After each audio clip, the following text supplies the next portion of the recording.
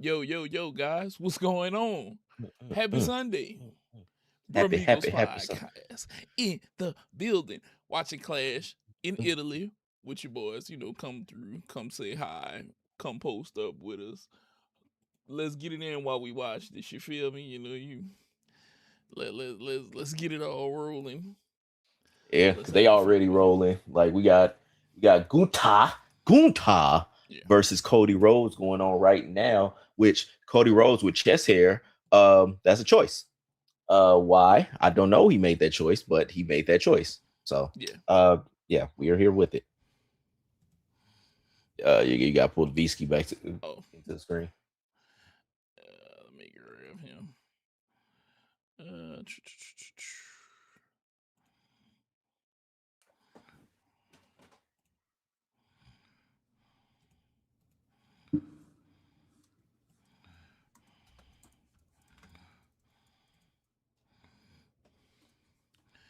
all right. What's up, Visky? What What it I do? mean? What it do? You know that boy Cody Rhodes with Chilling. that Arn Anderson chest hair look, man. Go ahead. That boy said he want to be a throwback today. Yo, Horn Anderson. He said, "Man, look, we supposed to be having chest hair out here in Europe. Like, let's go ahead and do it." So we got the go-to match, man. All right. So I'm gonna be Saw today. So let's play a game. I already told Nate about the game before the show, but now I get to tell Visky and the audience about a new game that we have for here on Bramigos podcast. Yep. And we call it WWF. Yep. Work with, watch, or fire.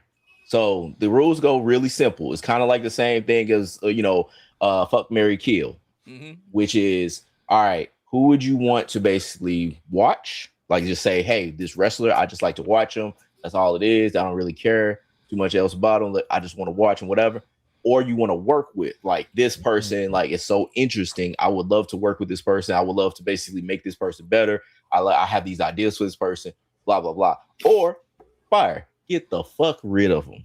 And so basically, that's the premise of the game. Real simple. We're going to do it for all these matches. So every single one of these matches, we're going to say who we want to work with, who we want to fire, or who we want to watch. Or, excuse me, work with, watch, fire. WWF, old school style. So, got it, baby. Got it. So right now we got Gunta and Cody Rhodes. So I'm going to ask the people. I'm going to ask my folks. I'm gonna go Nate first because he already heard the rules 1st.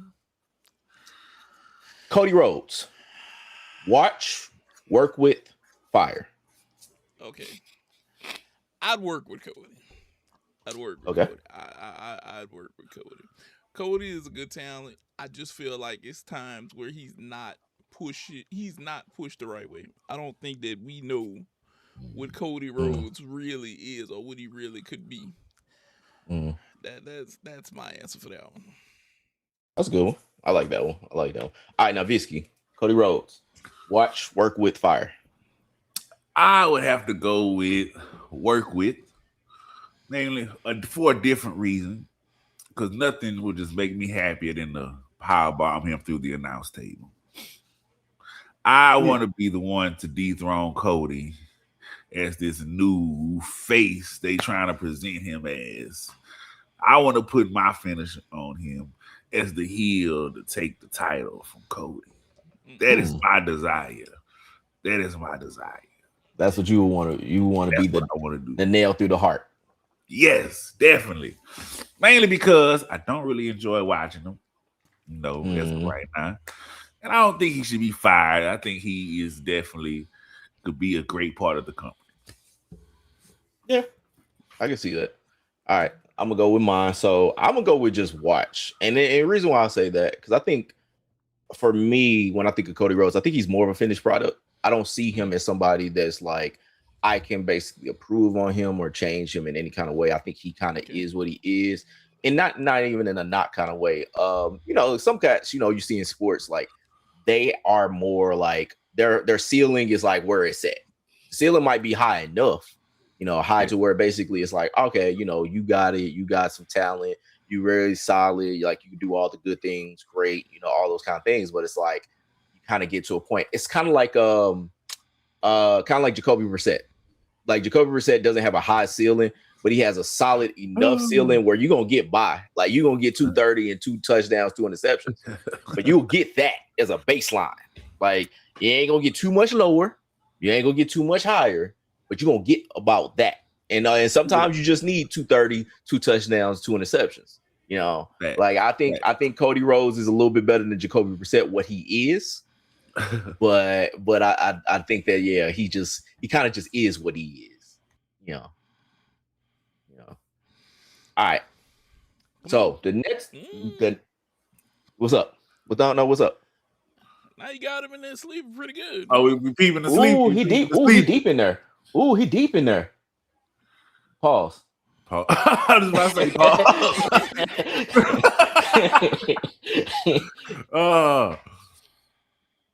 I mean, it's wrapped tight though.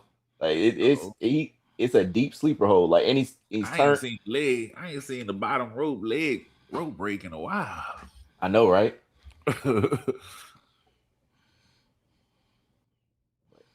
That's kind of what you got to do. Because I mean, that was like a really good sleeper, and like I told Nate before we started off, it felt like from Cody's entrance, like this was gonna be like Rocky IV. Like when Apollo basically came out, it was just like living in America without James Brown coming down. Yeah, like it felt like very like, oh man, Gunther's about to beat his shit in. So I'll say this. Let's do part 2 of WWF, and I'll start with you, Rob. Gunther. Work with, watch, fire. I want to work with. I want to basically be like Gunther's like manager. I want to be his Stokely Hathaway. Like I want to basically be the dude that basically is like, this man is dominant. This man is a ruler. This man is taking over the earth. This man, I want to basically be the dude that accentuates the dude. Like when it comes to like Gunther, like I think that he has like a lot of potential, but I think the thing about him is like when he speaks, sometimes like he has that kind of same ceiling. Mm-hmm. Like he only gets to a point, but he don't get people to where it's over. And I think he needs like some kind of just like a little bit of like a parsley that basically just gets it over the top. Not a ton. Like he don't need like a Heyman, for example. Like he don't need like a big time like Bobby Heenan like manager. I think he just needs enough to basically get him that extra oomph, that extra heel that basically get him open. I can be a heel. I ain't, I don't know why you frozen, Jarvis. You are frozen. Can you hear us though? He absolutely loved my answer. That's why. It does. Like I get it. Y'all can still hear me at least. Yeah. You frozen. I don't know why I'm frozen. I always have why do I have to be the one with the technical difficulties? I don't know. Why he figured out his camera. I'd want to work with Gunther. Okay. I'd want to be his mega face versus the heel. Oh, okay, so you want to go the other side of it. Yeah. Oh, okay. Yeah. Like you want to basically be like the Cody Rhodes type, where it's like the white hot baby face. Oh shit! I wasn't expecting that. No, me neither. Was not expecting it. I was changing some stuff around. Now all of a sudden, like, that was quick too. Hold on, let me look at this replay. Okay. So Cody, here's the Cody Cutter. All right. We got okay. And so that's when I'm like, okay, what happened? Unless they're trying to do like some kind of, okay. I see. No, I see what it is. They did a house show finish. That's fucked up. not a house show finish, but this is a Raw. Yeah, Yeah. yeah. No, this is one of those like, okay, we gave y'all the match. Shut up.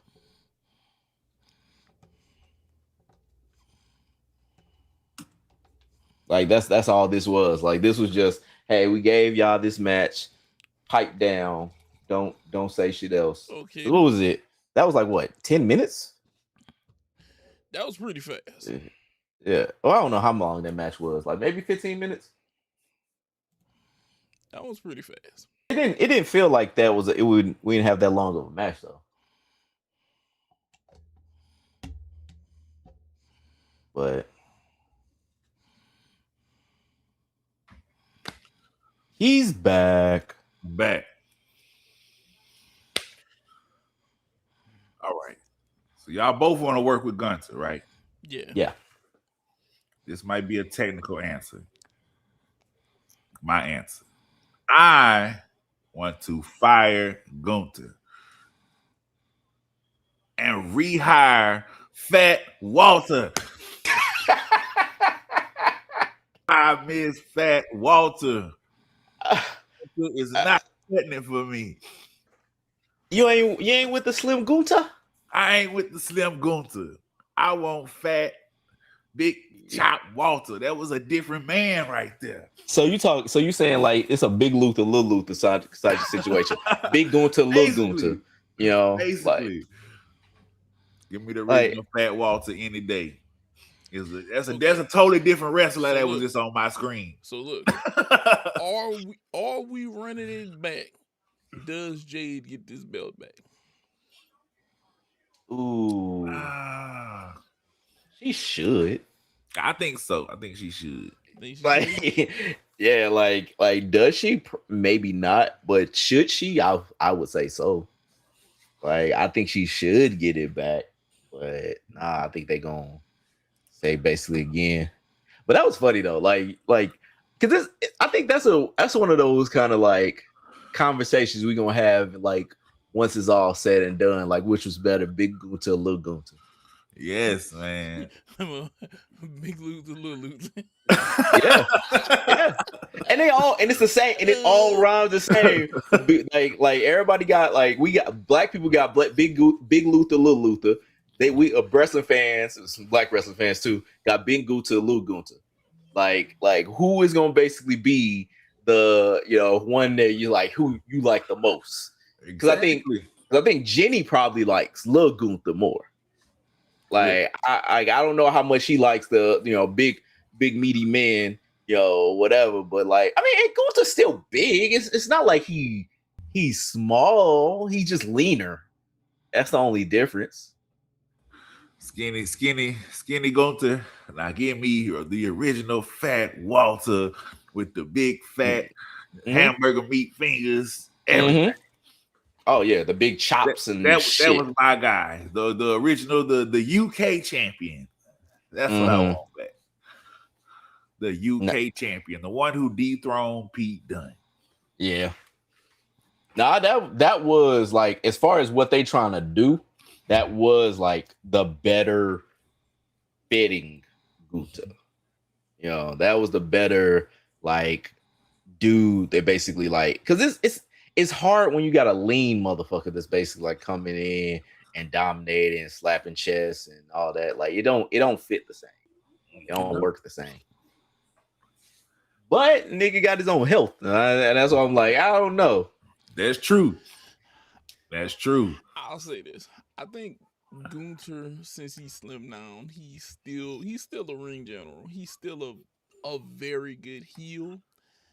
I just, for example, what just happened just now, it was like you said, a house show finish. It was some craziness going on. Am I mad with it? No. I'm not mad with it. It's just the heel, getting a little payback. Usually, you do a little heelish shit. Now they done slid one through on him. It's not bad. I noticed lately WWE is giving little like homages to certain things that they've done in the past, here and there, you know, Yeah. you're like, oh, we'll do this. And that's an example of one right there. Like, oh, do this. Yeah. It's cool though. It's cool. I don't know who's in the back, who's, giving the little sprinkles out, like, hey, do this. But it's good. It's good. We've added a little comedy, with Dan House, and we've done stuff like that. It is, I don't know. They're in a, I'm not gonna say in a weird place to me, but they're in a place where they're trying to find something. And I don't know what it is. I don't know if it's the fact that they're trying to find like that line of a little comedy, a little this, a little that, where it is, but they're working for something. They're working for something. I just don't know which direction it's going. That's what I want to see. What's gonna be the next thing that we do? And while we got a little commercial break, there is one subject I want to touch on that I've noticed. Past couple pay-per-views, have subtracted some matches heavily. Outside of the big four, pay-per-view or PLEs seem to be only 5 matches, with 2 given away on regular cable TV. Now, there are certain wrestling fans that bought ESPN specifically just for the wrestling. Like I got Peacock specifically for wrestling. Right. That's all I was watching it for. Right. Do you guys feel like that the people that are paying for it might feel a little shafted because not only in the decrease in the number of matches, two title matches at that given away for free? How do you guys feel about that?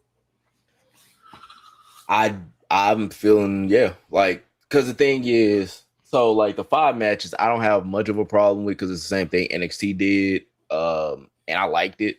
Like I liked when NXT did it because it was like less filler. It was just like, all right, here's the matches that I want to see. Boom, boom, boom, boom, boom. Now, none of those matches that were on those NXT takeovers happened on regular TV. Like it wasn't like they were on the CW. It wasn't like they was on whatever. It's like you had to buy the network. You had to have the network in order to watch it.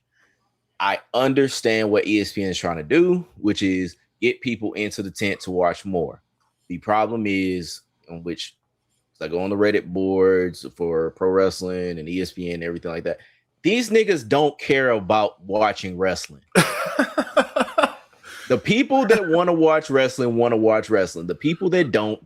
And that's and there's no amount of enticing that you can really do. They tried to basically put a top match like Gunther versus Cody Rhodes on fucking cable TV. Like, they're not free TV, it's cable TV. But like, put that shit on shit that basically, okay, now I want to go over here. No, that's not happening. They didn't do that shit with the UFC for real, or they put the prelims for UFC on there, but they didn't really put like the first 2 fights. Yeah, they put nothing from the main card on there. No, the only thing that they will put from those UFC events on SportsCenter was the main event walk-ins. That was it. That was all you got to see. And that was to basically say, hey, the walk-in is about to happen, or the main event is about to happen. Go over there. Yeah. But they never put that shit on TV. They need to stop. Like, honestly, I don't think it's worthwhile to do. I understand the reasoning. I understand why they want to do it, but I don't think it makes sense for what they're trying to do. I don't think you're going to get the people that ain't watching wrestling to watch wrestling. It's just not happening. Okay. So I'm glad that you let me go last because I'm about to get to this in a way that has never been before. Floor is yours, buddy. They say they rob from Peter to pay Paul, okay? Where you robbing Price to pay TKO and we pulling penitentiary type. Look, you penitentiary penalizing my pockets behind pay-per-view, okay? All right, T.I. You stealing, you're robbing me. You're telling me you're going to pay and I'm going to give these 2 away free. And then you get the rest. You literally could say, I'm just, if, for example, they got 2 title matches right now. Now, Mm-hmm. if everything after this is trash, how do you feel paying for this shit? You feel like a Correct. jackass. Correct. Because they didn't give the best part away for free. I cannot get down with these penitentiary moves that they pulling right now. Okay? They throwing Now, bleaching eyes and making all kind of weapons with toothbrushes and shit at this point to get your money. now, with all that being said, putting Jay Cargill on TV for basic, I'll figure out what Jay Cargill is gonna be in next. We're basically that, but you got to basically say, hey, Jay Cargill's match is gonna be over here. You don't just say, hey, here you gonna get to see the whole match right here and go there. Like, yeah, I'll follow Jay Cargill to the ends of the earth. I mean, just look at her. But the thing about it is, you basically put, like Nate said, you're putting the fucking match on TV. I don't have to go see it. Like, I'm not like, yes, Brock Oba, I think is the next match is one of the next matches supposed to be, and then you got Roman versus Jacob. I can't remember the last match, whatever it is, but Vicky and Soul. Yeah, but yeah, like just to give you an early indication on WWF. But yeah, like like putting your top matches on TV is hustling backwards. Like it's stupid. Like Visky, I can kind of see where you kind of, because you brought it up. Like, what do you think about it? Like, what do you think about the whole situation? Yes, now granted, like for the people that already have the ESPN or are using it in abundance for what it's worth, yeah, that's not a big deal. But I agree with y'all, both of y'all. Like, if I'm just a pure wrestling fan that only getting it just so I could watch the PLEs, that's the only reason I'm buying it, I feel a little shafted because not only am I only getting 5 matches on the PLEs now, but I'm technically only getting 3. I'm only paying for 3. Correct. You're charging me $10 a match when it was much cheaper on the other ones. Like, and I used to get like 10 matches for $10. Mm-hmm. Yeah, I feel like that, in that case, nah, I'm not saying take this away from the rest of us, ESPN, if you're listening. I'm not saying that. Don't take it away from it. No, I do it one better. I wish you motherfuckers would. I watch what the fuck happens. Watch what happens. You take ESPN. I like these 2 on ESPN. Nigga, if you think you lonely now, that's the energy I'm gonna give to TKO. Basically, like, oh no, we're gonna rip, because they was talking about that was what they were gonna do. They were gonna rip all this shit from like the network and basically have you pay for all the PLEs. Nigga, try me. Try me. Then you're not gonna get what you want. I'll be going back to the 90s. I catch the recap on Raw. Yep. These eyes going away. Like, nigga, you look, y'all niggas got to thank Vince. Now I would say thank Vince, because you ain't got to. Vince, for what at least Vince did, he basically said you get all these pay-per-views, all this content for $10 a month. That shit was like a wrap. It was like, it's easy. Niggas still complain, but it was like, it was little things to complain about. But it's like, nah, that was a fucking wrap. And shit came in outside of like the first like handful of events, like really the first like 2 or 3 events, everything shit came in fine. Like, you had no, like the first, I remember going back to the first WWE Network event, like that shit was shabby. Trying to get to it was shit. Like it was kind of broke. They made excellent improvements. Like, by the time that Peacock took over, by the time that basically they was at the end of the road with WWE Network, the shit was perfect. You could watch whatever you want to watch. There was stuff on there basically to watch at any time you want to just turn on. Granted, right now, like I was watching Spring Stampede 90 something, but it was like Ric Flair versus Steamboat for the world title. Like, YouTube has it now. Like, you go to the WWE Vault, that has that shit now. But like, you could just turn on shit and shit just be on. and he's like, you know what? I just feel like watching old ass wrestling. Okay, here's fucking a Raw from September of 1994. Like that was the shit. So you could just basically be like, you know what? I just need something to go to sleep to. Let me go to sleep to fucking Undertaker versus Who's the Fuck. And then basically that was it. But yeah, when they got to like 2017, 2018, the network was top tier. Yeah. But that's what I'm saying. The network was where it's at. Look, I'm going to be honest with you, TKO. You some shady ass business people, okay? Nigga. And what you don't understand is it's going to come to a point where if Vince figure out how to get this shit back in some way, shape, or form, and we get the network back where we just don't have to pay for PLEs, and it's $10, $12 a month, this ESPN shit is out the door. Yeah. It's out the door. I'm gonna keep it 1,000, which is out the door.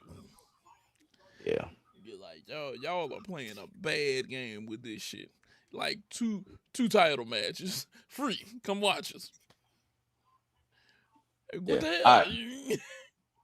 Are we in the WWF the women's match? Yeah, I was gonna say, like, let's go ahead and play WWF for women's. Let's go Jade first. And we'll go Nate. You go ahead and go first.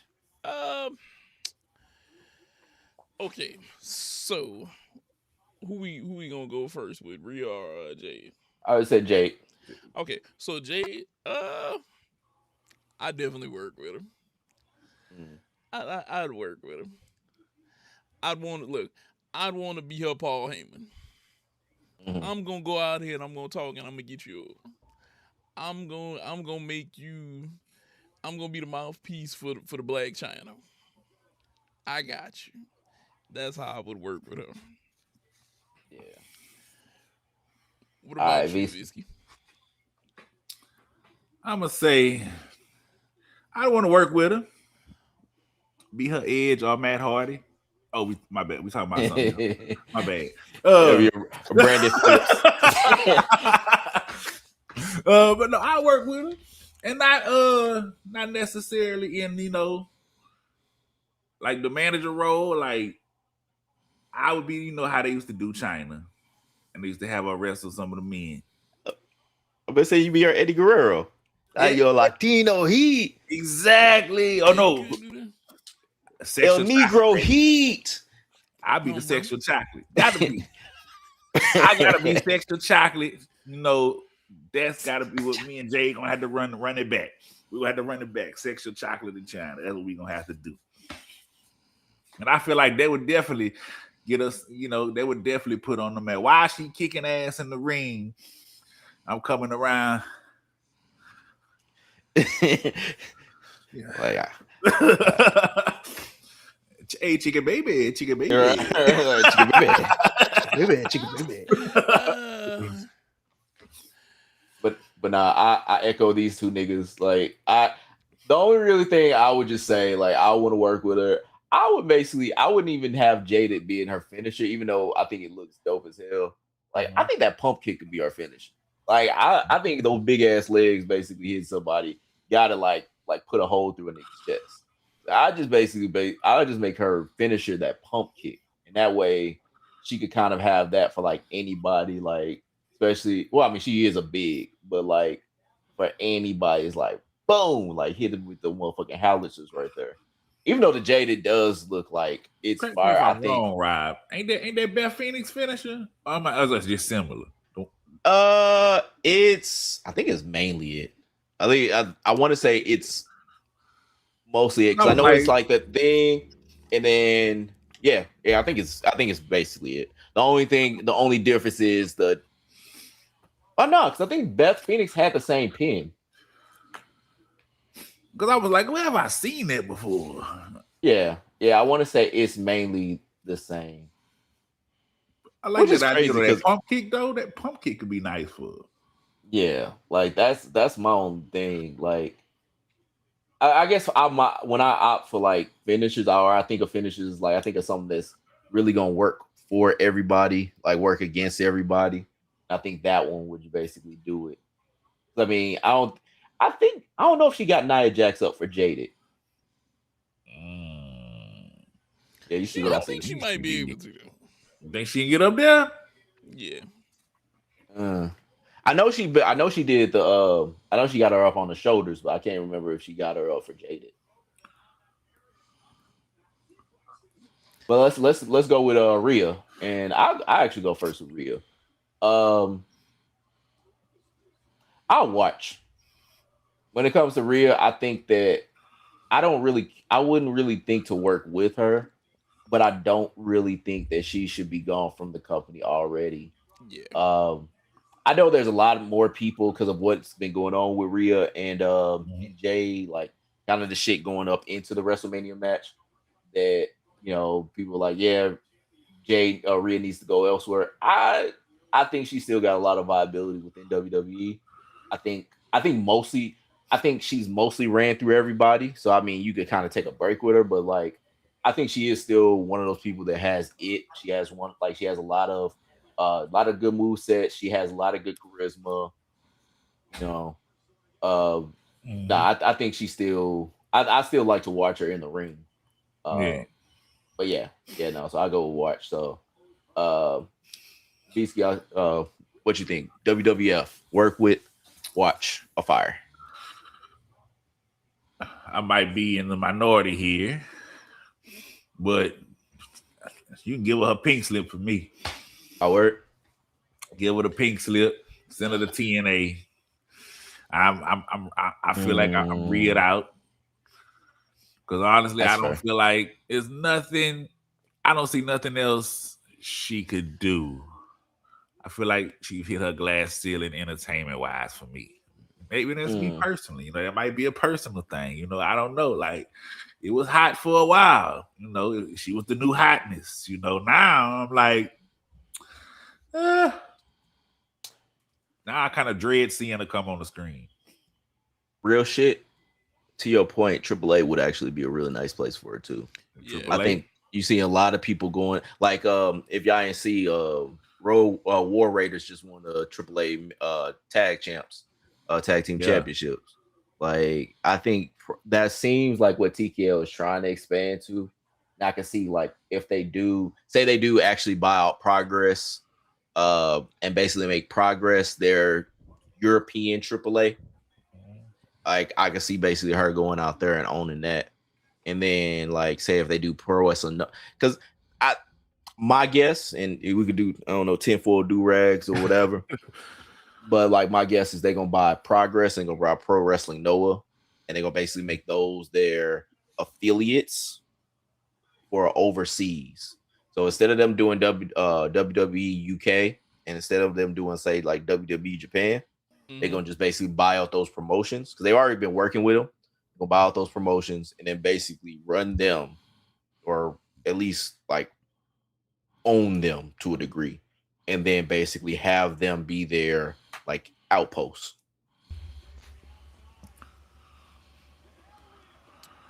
All right, Nate. Go ahead, Nate. WWF. I'm on the fence. I could watch Rhea, but at the same time, I might be with you, Fitzky. I might give her walking papers. Rhea is. I feel like she's had her time, and I think part of it is I'm looking at her and I'm like, okay, I'm kind of tired of you in a way, but I don't mind watching you. I feel like, and this is my opinion, I feel like Soul is probably the next big woman to probably make a real like run. Like it's about to be her time. And to be honest with you, Black Queen. Yeah, I feel like I need Rhea to lose this to give Soul a chance to start to push towards like the other women, like towards Jade and stuff like that. Because I think Rhea can take a little time off, absence makes the heart grow fonder. You get above TV for a little while. I agree with that. That might change my mind if she was gone for a little while, It could. I agree. I agree because like I could go either way with it because y'all absolutely correct. Like the heart, I think would make or absence would make the heart grow a little bit fonder, Yeah. and like even in her in NXT wouldn't be like the worst thing, Mm-hmm. you know, Oh because yeah. I mean she came up through NXT. She basically can literally help anybody down there that essentially needs to go. And I think probably one of the reasons why they might be moving towards going to these other companies and going to these other places like a AAA is essentially like they probably like, look, instead of them coming like how Evil did, coming all the way over from Japan, coming all the way over to TNA, I mean to NXT, fuck it, just basically have like somebody out there that is already knowing the system, can work with them out somewhere, and basically be like, all right, this is what they're gonna want. They're gonna want you to know where the hard camera is. They're gonna want you to do this. They're gonna want you to have that, and then like work with them in those other places and kind of get the same kind of um effect or results that they basically would get, like say out of a WWE or NXT UK. I haven't said WWE UK, NXT UK. Ooh. He's no Ooh. deal. He's Cause real outdoor. you know who's a chick who I'm waiting for to come back to the main roster? Nikita. Nikita Line. Is she still even with the company? Yeah. Why are you waiting for her to come back? So many reasons behind her that I would like for her to Behind come her. back. And in front of her also. Yeah. Hmm. It's Well, plenty of reasons. Yeah. Cause I don't know similar. about Go y'all, ahead. but what's his name? Shawn Michaels has done it again. Oh yeah. Me Oh, and Sean Black is like this, son, whenever it come to picking somebody. Oh, What no, was Layla Diggs, who debuted this week? Was it you've been you've been like on Layla Diggs for a little minute. Like Shawn Michaels. That's all. So when it comes to picking the women's roster on NXT, Shawn Michaels, I salute you, sir. like cause this man, when I say this man has been talking about Layla Diggs like she was king. This nigga's been on her like white on rice, dog. Which that's my new draft pick. I get it. That's my new draft. That with Jada Parker coming back. Let me tell you. Yeah. Even though she sound like she from my hometown. Let me tell you. Looks like it too. Let me tell you. She could be a Lake Charles girl. She actually do like. Go ahead. It's some women that's popping up now. And it's even my homeboy. Shout out the House. House is like, man, Junior like wrestling. The women keep popping up. I'm gonna have to go watch it. It's like you damn right. I mean, Jada Parker's from Port St. Lucie, Florida. So, I mean, where is that? Is that Panhandle? No, it's like East Florida. I want to say that's East. Yeah. Y'all It's like Jay look a little tired to y'all.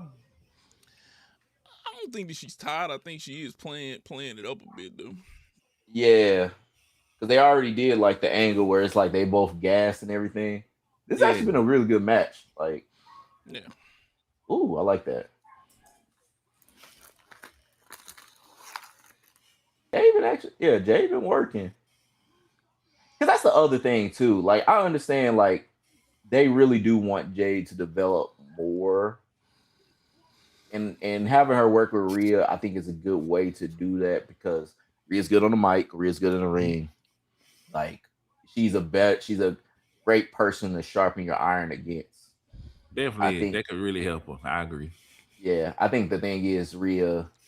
I don't know how much credence. I don't know how much like real it is about the issues that they had like going up in the match, but it's like, but yeah, I think she's a great like person to go against. Like, you know, I keep saying a big, you know, like she's a taller, bigger woman, you know, so like she could play with that power game and still like work with other aspects. So is a great person for Jade to kind of really sharpen herself against. Look, and I'll say this: whenever WWE, whenever you're ready to bring all these women in for this 8-man battle royale, I got you. I'll ref that night. Tell them don't worry, I'll sacrifice myself. Amateur referee night. Amateur referee night. Uh-oh. We got reinforcements.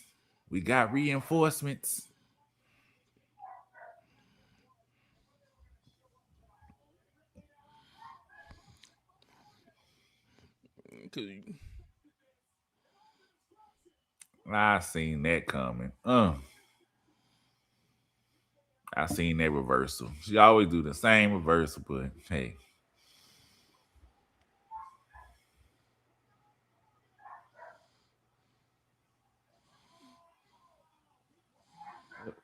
Man, you trash, B-Fab. You're trash. You botched. Yeah. You botched. Yeah. Look, give me that leg. Give me. You made the referee have to slow down. Oh my God! I saw it. It's like you. I mean, to be real, what they did, even though it was a botch, it wasn't that bad of a botch because it still got the referee's attention, which was the point of what to do. Like, it wasn't a bad botch. It was actually a fine botch. Not Charlotte coming to the rescue. Right. Don't y'all got beef? Well, I guess that's the thing. It's like flat back flare. Huh. Now, see, that's how you put the foot on the rope, B-Fab. Pay attention. Right, that's a pro's pro.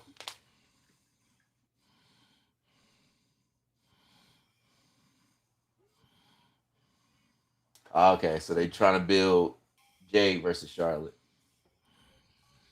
Flat back flare for the win. Flat back flare. Coming in her 2000s gear. Look like that what we used to wear while we was in school. Genie in a bottle ass motherfucking fit. She want to be Britney Spears back in the 90s, having ass fucking fit. That's a little look on Flair. It works. It works. Even though, So Ruka kind of dressed the same way. I don't look. Go ahead. It's a good match. Should have went the other way though on the finish. Yeah. Should have went the other way. But I think this is trying to build for Jade versus Charlotte at SummerSlam or at the next event. So that must mean that Charlotte is gonna get the belt then. No, I think I think it's just they want to. This might be like a coming out party kind of thing. See what's next. I'm trying to think about what's next. I don't know on the list. Look, WWE, we can't keep going 9/10 of the way and then just pull this Rhea at the end. This is just what we were talking about. We're a little Rhea burnt out. You know what I mean? Charlotte come around looking like that. She might get worked with. You know what? That's all you, my brother. I'm gonna need her to go to Brazil and get a butt lift first. Matter of fact, it's not even a lift; it's just an add-on back there. You gotta basically compound. Like, ain't no lifting. Like, you gotta just like layer. But no, that's all you. I good luck. You want to work with them, you can have that. Looks like Clash of Champions is next, according to Google AI. Yeah, that's the one that's next. Clash and then Saturday night main event at MSG. Okay. So that's the July Saturday night main event. Yeah. Yeah. Well, no, I am good with that match. I think that was at least that was a better match than what Cody and Guta had. I think that match showed that like Jay is somebody that's right there. I mean, granted, she was just champion, but like, nah, she is like legit, you know. So I'm good. I'm I good with like what that. they did.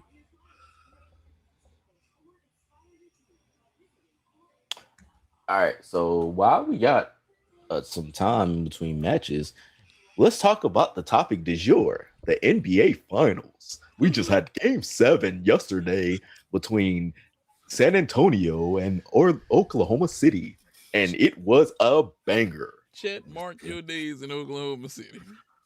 Ooh, damn. It That was a bad? party out here. If you wasn't in Yeah. the Alamo City last night, You Yeah, are we have a going home. we have a correspondent on the ground down in San Antonio to say the tell us streets, what was going on. the streets How was was it there? filled. People was honking. The streets was filled. The fireworks. I mean, literally, it still might have been 0.1 left on the clock when I heard fireworks going off. People was driving down all the streets. Even my quiet little suburb neighborhood. I say, we don't do that around here. All this honk. I say, my quiet little suburb.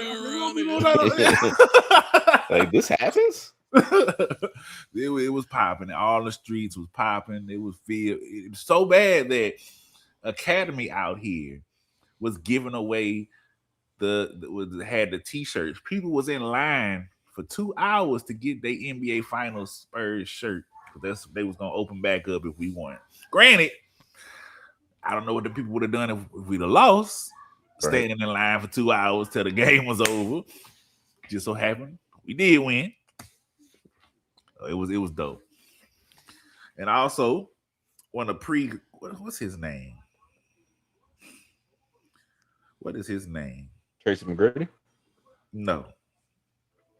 Give y'all opinions while I gotta look up something right quick. Okay. I hope you like very cold weather. He's from Minnesota. Well, he's heading to probably Milwaukee. Okay. You believing in that? Oh, hell yeah. After what I saw last night, your MVP can't go for 35 and y'all lose by 8. And you're out there, you take 2 shot attempts in the second half. You got punked by the Frenchman. It's the same people back in the day, they ain't take baths and brush their teeth and shit, and this is who you got punked by. You supposed to be America. Yeah. America. And this is what happens? I'm thinking this. 2 picks, Caruso and Chet to Milwaukee. Get his ass out of here. Bring in Giannis. I don't know. I mean, granted, I don't know. I don't think they do that to Chet. I honestly don't think. Even though, like, let's see, what was Chet plus minus? Chet -3, plus minus. I don't know if they do that to Chet, man, because I think that, which apparently Shai Gilgeous-Alexander had a -7 plus minus, but like, I think the thing is, yes, Wemby had Chet's number, but I honestly think, but also you got to keep in mind Jalen Williams, J-Dub didn't play in the game. This is true. So I mean, that's the one. Yeah, but also is more the more reason to basically be like, well, we weren't at full strength. Which the game that they were at full strength, they lost, which was the closeout game for Game 6. So it can go back and forth. But no, man, I mean, I don't think they want to break it up, especially for a guy like Giannis, where it's like, I mean, we're not saying a guy like Giannis. Giannis is an MVP, Defense Player of the Year, all that. Granted, Chet was just first team all defense this year. But like, I think they're gonna want to keep it together. I think that they were like, hey, we got something good here. We won the championship last year. We took the Spurs to Game 7 in the Western Conference Finals and almost closed it out twice. Here's the one problem with that, Rob. last year I didn't have to deal with a 7'5" guy punking my 7'1", 7'2" guy. Okay. Stipulations changed this year. His ass, we thought he was gonna have blood clot problems. Okay, we thought he might not be an issue, and now Right. he's an issue. And the one way to make him not an issue is to be physical with him and make you guard him, which unfortunately Chet is of the same body type as him. But there's another tall guy with a bunch of muscles that doesn't necessarily want to be in Milwaukee, and I wouldn't mind him being on Wemby and giving him hell in the post. But that's the thing though, because they would have to change up how they essentially play the game. Because essentially with Chet, you do have somebody that can at least stretch the floor, whereas with Giannis, you lose that. Now you got somebody in the paint, so now you got less space for, say, a Shai Gilgeous-Alexander. Whether you're saying that he's a foul merchant or whatever, now you have less chance for him to do that because now you got somebody in the paint that has to be there. Like, you can put Giannis out on the 3-point line, but everybody knows you don't got to worry about that goddamn shot. So because one of the things that happened with I think it was game 1 or 2, but essentially how because I'm trying to remember the play, but essentially you had Chet on the wing basically waiting for the 3-point shot. You put Giannis on there, they're not going to basically go after Chet because they had to go after Chet to basically make sure he didn't go make that shot, which I would have basically still sent. I would have basically sent anybody out there, but still, you now have Giannis to basically be out there. Now you have less likelihood of doing that. You have to change your offensive game plan around for a Giannis to then be like that, to be there. And I don't think that's an addition. Okay. Well, GM Price is in the building. I got you. Boston has a guy that they're not playing a lot in Nikolai Vujicic, who shoots about 34% from 3, and he gets boards, and he's a pick and roll monster. Go get him. Vujicic, that's my boy Vujicic, boy. Always come through on the parlay, baby. Okay. But now you basically putting in a much older guy who is also limited for a younger guy who is just all first team all defense. No, we gonna move Hardenstein to the bench. That probably shouldn't have been. What defense? I was looking for shit. I was like, is he on the floor? Bro, yeah. He was so look, and I was about to tell you, plus minus don't count in his situation if you don't do shit all game. You could have went and got 3 shots, Rob. I mean, you could have went and got 3 shots. Isn't he regarded as the second best player on the team? Ain't that what they were saying? Yeah. Yes. He only took 2 shots. Look, I'm not saying that basically Chet should get a raw deal. Chet should be absolved. No, what he did, I would say Shai Gilgeous-Alexander passing up those last 2 shots at the end of the fucking game, I think was a quite of a deal that people gonna overlook. And then B, like with Chet, I think that him basically, nutting up and only getting 2 shot attempts and not being more aggressive to essentially whoever was going to be in that post, whether it was Wemby or whoever, that is a big deal for their offense. My thing is, I don't know if throwing out the baby with the bathwater in Chet is the best thing for the Oklahoma City Thunder, especially when it comes to the chemistry, because they all grew up together essentially. Mm-hmm. And B, the way that their style is, which is being able to stretch the floor so Shai can basically work, and basically having somebody that is out there being a rim protector when you need to. I don't think you're going to get that out of Vujicic. I don't think you're going to get both of those things out of Giannis. I think you're going to be able to get one thing, which is that defensive presence as a rim protector and everything like that. But you also have some. But it's 30 points when basically you have the guy. When you got Giannis now having to take because now let's play this out.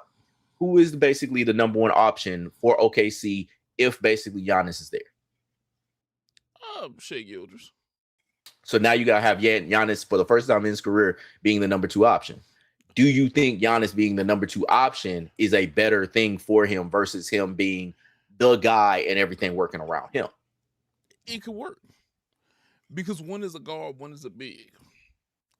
See, This Okay. is my. So you this don't is think my they could belief. do? You don't think they could be the Kobe and Shaq? And that's what I'm saying. They can be a Kobe Shaq 1-2 punch. But that was in a different time though, where basically you had big man go to post, big man go get his shot, versus now, which is spacing, stretch the floor, options, optionality. Like you can do that shit with like say a Steph and like a Giannis, because you don't really have, like, Steph is not really that go to the rim kind of dude as much as like I say Shai Gilgeous-Alexander go get body up somebody, whether it is foul merchant or not. You don't have that much when it comes to that. Like you have that more of a pick and roll for Steph, somebody like that, because you want to basically get him to where he can come off a pin down, come off some kind of edge and basically get a shot, versus Giannis, whereas you don't really have Shai Gilgeous-Alexander going like say pick and roll. It's really, from what I saw, more ISO, more like I'm going to basically move out the way. I'm going to go take this man off the dribble, get a shot, or on the dribble, get a shot. Like, I think that's what I'm saying. Like, it can't, the Kobe Shaq thing was a bygone era at this point, is a bygone era at this point. That's what I'm saying. And Giannis, for what he is not Shaq. He's Shaq-ish enough. And Shai is not Kobe. He's Shaq-ish enough. Pause for 2 seconds, y'all. Yeah. That's what I was about to say. We're going to put a pin in it for a second. Pause for 2 seconds. Just want to shout out the creativity of overseas crowds. Y'all heard what they was doing with Brock Lesnar theme song? They was like singing a tune. Yeah, they were American crowds don't sing. Yeah, they was going with it. Yeah. Yeah, I say the overseas crowds always doing stuff like but that. You know why though? They don't get this shit as much. They don't get this. Also, they're like, if you still watch like the soccer shit, like they're more prone to basically like come together and say like, all right, we all gonna sing this, we all gonna be on this kind of thing. Like they work together. That's all I wanted to mention. I didn't want to stop y'all conversation, but I just wanted to throw that in there if y'all noticed what they was doing. Oh no, I didn't even know that. And also, I want to congratulate Jeremy Sochan on becoming an NBA champion. Yeah, because he's getting one either way before it even starts.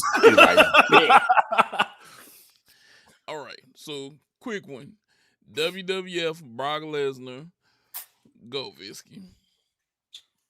Oh, work with automatic. That's my dream, to take a F5. I mean, I want to take an F5. You want to take an F5? I want to take an F5. I want to be Big Paws. I don't feel comfortable saying it now. Go ahead, he could take me to Suplex City. Live your truth, dog. All right, look. We here at Brumigos podcast, not a judgment podcast. None of us has law degrees. We will not basically judge on any kind of thing. Nah, I understand it because you want to be. I want to go to Suplex. The F5 is to be. I want to be like how he throw the security guards around. I was like, let me slide in one time. He did, bam. He'll spit and turn. You know. I don't know. That's just my dream, to take a F5. I want to be collateral damage one time for Brock. Okay. I think that's fair. I'll go next. I would say for Brock, fire. And not in a bad way. I don't think that outside of something like with this match, I don't have anything else for him. Yeah. I don't. That's really all it is. Like, he's gonna be a WWE Hall of Famer. He's gonna be all that. I got nothing else for him. Yeah, same here. It'll be time, hey, bro. Go live your life with your kids, bro. Go live your life with your kids. That's your thing. Now on the other side, I'll start with Oba. I definitely work with Oba. I feel like you can have knockdown, drag out type matches with him. He's a guy where you guys could have that the big meaty men slapping meat type of match. And just give it, man. Just get to it. This is what we're gonna do. What about you, Rob? But WWF. I'd rather just watch. I don't want to get in his way. I just want to see this nigga work, pause, whatever. Like, I just want to see this nigga do what he do. And like, that's all. Like, he's that motherfucker right now. Like, he's that dude. I think that he's going to be that dude for a very long time. depending on how they shake him. Because to be between him and Trick Williams, it's like, I don't know how you basically have these two orbiting pieces and not have them kind of go at each other. Like, Oba could probably run Raw, Trick could run SmackDown kind of thing. Like, but those are two like irresistible forces that are, I think, two of the best that WWE has to offer. And I think some of the best talents that they've had to offer for a long time. Me, I would say for Oba, I just want to watch. I want to sit back and watch the magic happen. Speaking of, already won F5. Mainly because when you see what they're doing with Oba, you're not about to jive me out. No. Especially if I'm in the business. I ain't about to jive me out. I don't want to be no job on his way to the top. I mean, but damn, dog, like, you already, like, Brock already basically got beat down at Mania. Or not beat down, but he got beat at Mania. And now it's like, Oba's now taking now on his fourth F5. Like, so that's how they're going to do it. It's amazing how we went from one side to the other side with the match. I mean, he kicked out of the 4 F5s. So, you know,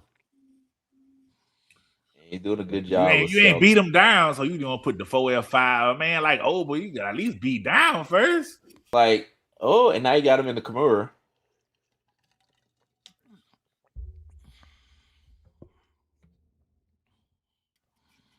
I mean, it's kind of crazy. Like, like Oba's handling his own, like, with this match. For everything of what it is, like, he took 4 F5s. He's in a Kimura, and Brock got it pretty deep in. Oba's basically doing a good job of getting leverage, getting up top to kind of take away the torque that basically Brock could put on his shoulder. Like, he is actually. Why was he hollering like that? So I got it on Paul Heyman. Come on! I gotta throw this out there. I gotta throw this out there. Did you hear how Michael Cole said the most decorated MMA athlete or something like that? I was like, I think Anderson Silva might have something to say. Yeah, Demetrius Johnson might have something to say. It's a few guys who might say something. I think they really been trying to put this whole, like, okay, whatever. I mean, he was an NCAA champion. He's a multiple-time WWE champion. He was a IWGP heavyweight champion. Like, he basically has, like, Brock has kind of done it all. Like, when I was talking about AJ being like the guy who's kind of done it all everywhere and everything like that, like, Brock has, like, legit done it all. And basically won the UFC heavyweight championship, which is fucking crazy for a dude that basically is not a classically trained guy. And it wasn't like he beat Frank Mir like as a wrestler, like wrestling. He just basically beat the shit out of him.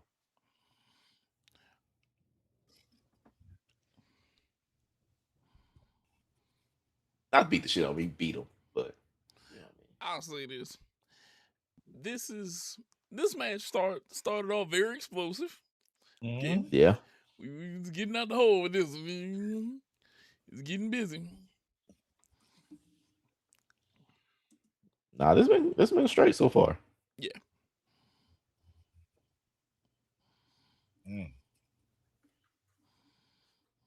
Another one. Oh, the bad timing. I don't know Italian, but I like how they count. I couldn't understand that was dope. Hearing the Italian 1, 2. Yeah, I don't even know Italian numbers. I was about to say 1, 2, 3. Vidi, Paris, Rob. They're not in Paris. Same difference. So it's all people that ain't got air conditioning or cold beverages either. Usually it's the Spanish announce table, I guess the no ice. Yeah. The Italian announce table. Yeah, they don't believe in having like iced out drinks over there, from what I heard. It's crazy because I'm like, nah, nigga, give me a fucking cooler.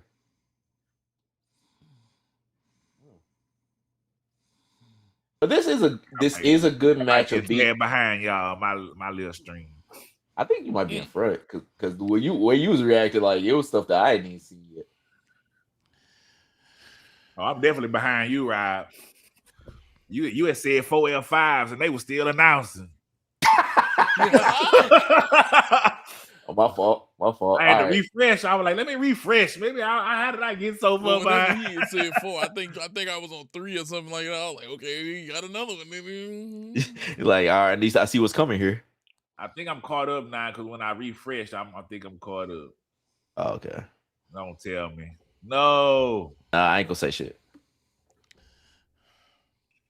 Oh no, I was talking about what I seen. I do not like that. I already seen it. So I think maybe what you're talking about. Are you talking about the announce table? Yeah. Now this has been a good match of big meaty men slapping meat, dog. I like it. Like, look, WWE. Brock want to take a count out? That ain't Brock Lesnar wanting him to count somebody out. You got to think about it. Like, he ain't got it like that. He got to take his wins as much as he can. Yep. I'm about to say he a pop up, but I don't think he that old. Ooh, shit. He just gonna stand up like that?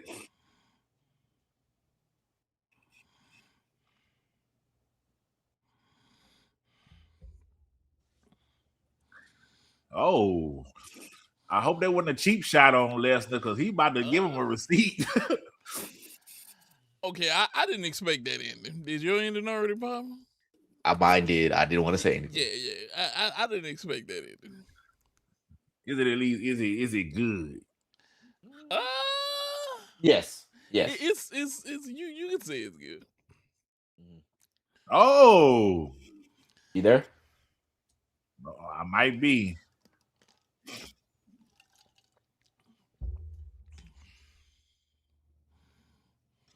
All right, mine just ended.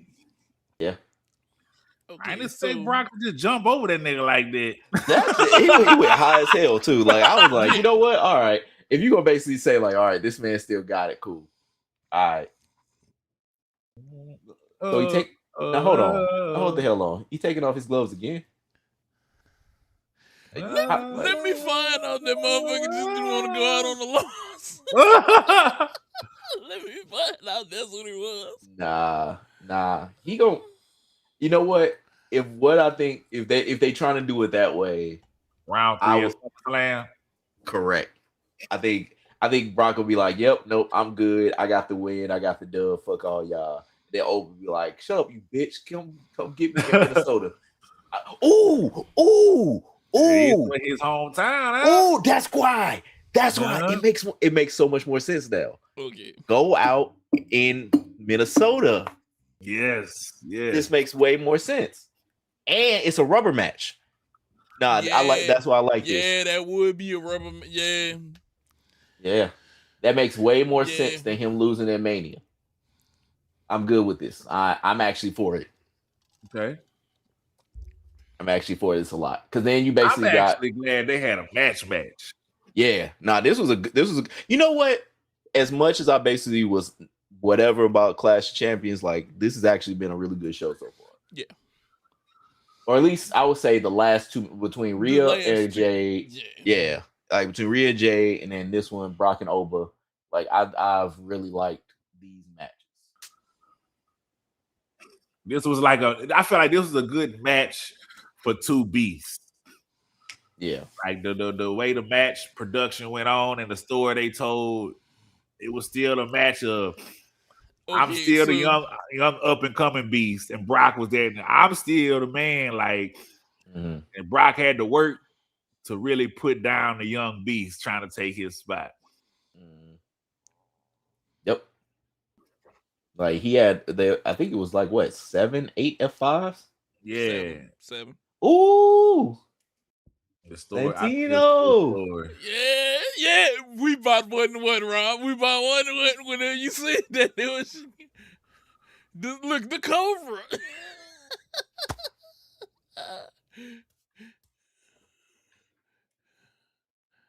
I mean, it makes sense. Shit, he worked with TNA, or I think his. I can't remember if his daughter's still in NXT or she just straight up TNA. What y'all think about the vision curse they keep talking about? Y'all good. 30 minutes without a table ain't bad. It's something to it, I guess. What? Well, what was the curse? Everybody, the way the same order they entered the vision, the same order they got hurt. Think Austin Theory like the only one left that ain't get hurt. So spoiler in a way. Do either one of y'all follow Bronson Reed? No. Do I follow him? Not really. No. Bronson Reed don't look like the Bronson Reed that you once saw. Get the fuck out of here. When he's transformed. Ozempic? It might be. Are we gonna see a whole new person? Is it gonna be like the Walter Gunther situation?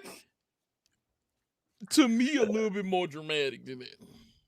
Wow. Okay. So I'm pulling up his IG.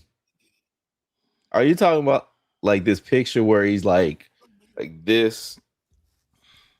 Like, he might be bigger. He's yeah. You can't tell, but it's the one from 6 days ago. You can't tell, but he's right here. Your boy's gotten shredded. Your boy ain't. Let's see. He used to have that little plumpness in front of him. He ain't got that no more, bro. He's looking more like Breaker now instead of where he was in the beginning of this. And I mean, go ahead. I only happen to notice because like I follow him, but you know how people go live randomly sometimes during the middle of the day? He went live for a second.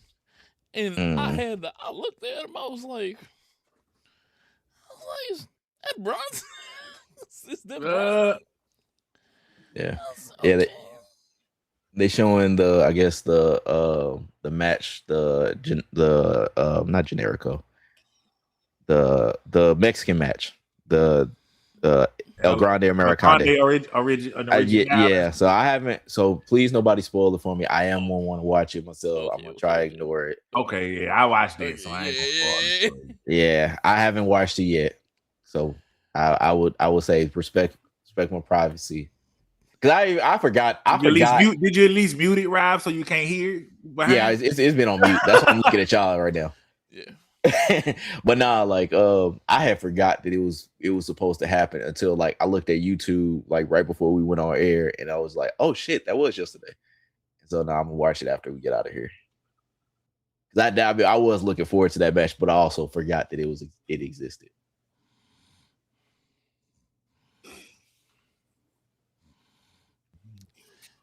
Yeah, Bronson is in better shape than when they. That boy. He's. I need to know his secrets.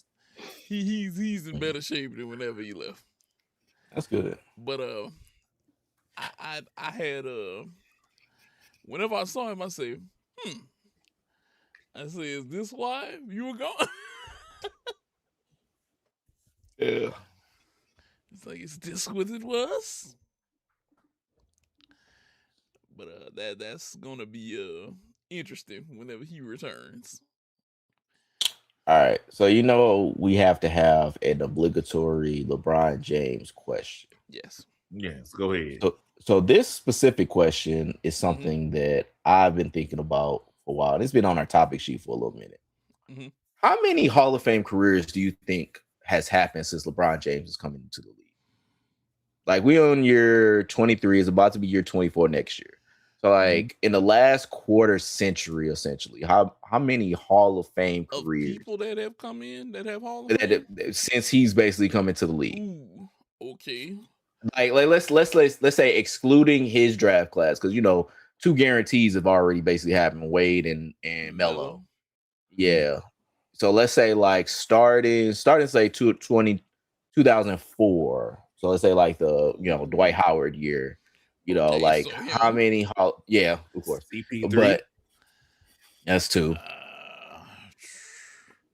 Let's say Blake Griffin. Like, do you think Blake Griffin's gonna have a Hall of Fame career? Like, you think Blake Griffin's gonna get into the Hall of Fame?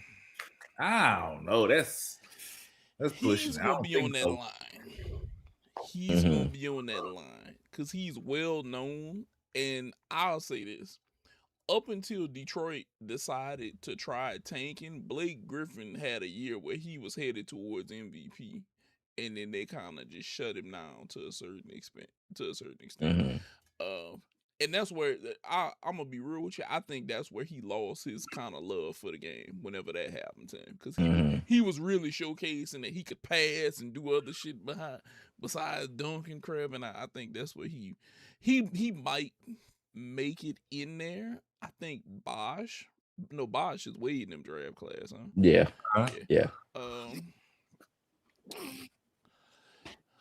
I think we said excluding them, so yeah, but yeah, I think he get in, but we excluded that class.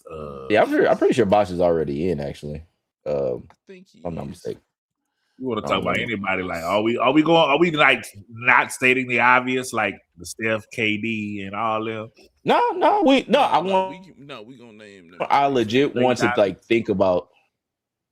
Yeah, I legit want to basically think like, you know what? I need to write this shit down because like. Because my thought pattern is like thinking about like how many people basically LeBron James has played against.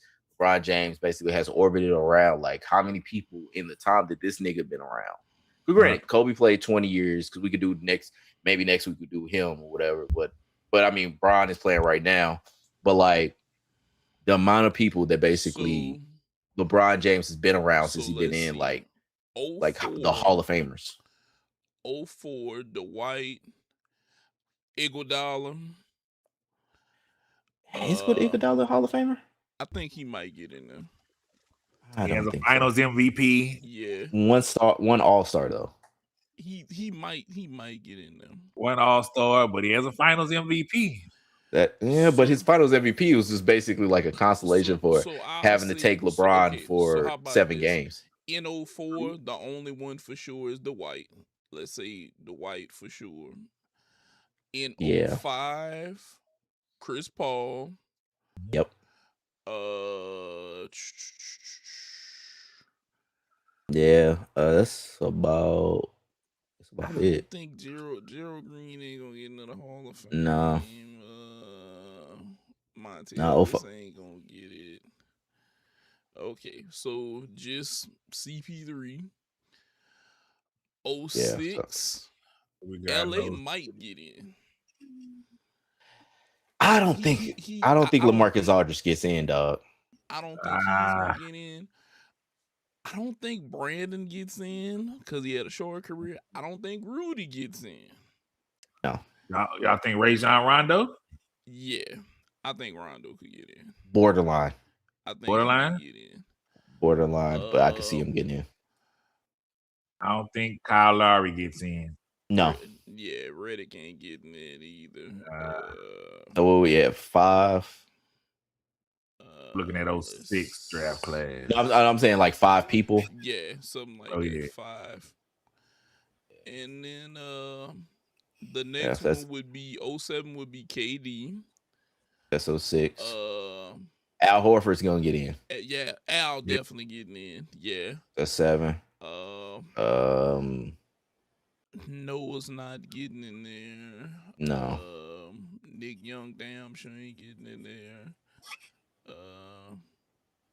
Big Baby ain't getting in there. Marc Gasol. You don't think he gets in the Defensive Player of the Years and shit like that? Well, he never had an MVP, so no. And even that Defensive Player of the Year, I think people he got Defensive Player of the Year and wasn't even first team all defense.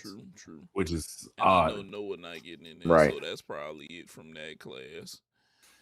Yeah, so we had 7. 09 is gonna be Derrick Rose. Oh yeah. No, that's 08. Yeah. That's Oh 08. Yeah, Yeah, 08. 08. Derrick Russell Rose, Westbrook. Russell Westbrook, Westbrook, Kevin Love is getting in there, so that's 10. You think they'll put in Brook Lopez? Nah. I was thinking Brook Lopez is gonna be a borderline. Borderline? Yeah. He might Because be he borderline. he can at least have like I'm like the best player in Nets history kind of shit. You know, at the very least. Which what how many All-Star games Brook Lopez? Yeah, one All-Star game. Actually, no. One All-Star game for Brook Lopez. Never mind. I think that's it from now. Sadly, I don't think DeAndre Jordan gets in. DeAndre Jordan actually I think gets in, even though he only got one All-Star, All NBA. I think the Dunk City shit. I think that the Lob City shit. I think kind of gets him where he's gonna get over. So okay, I think he's going to get in. I don't think he's.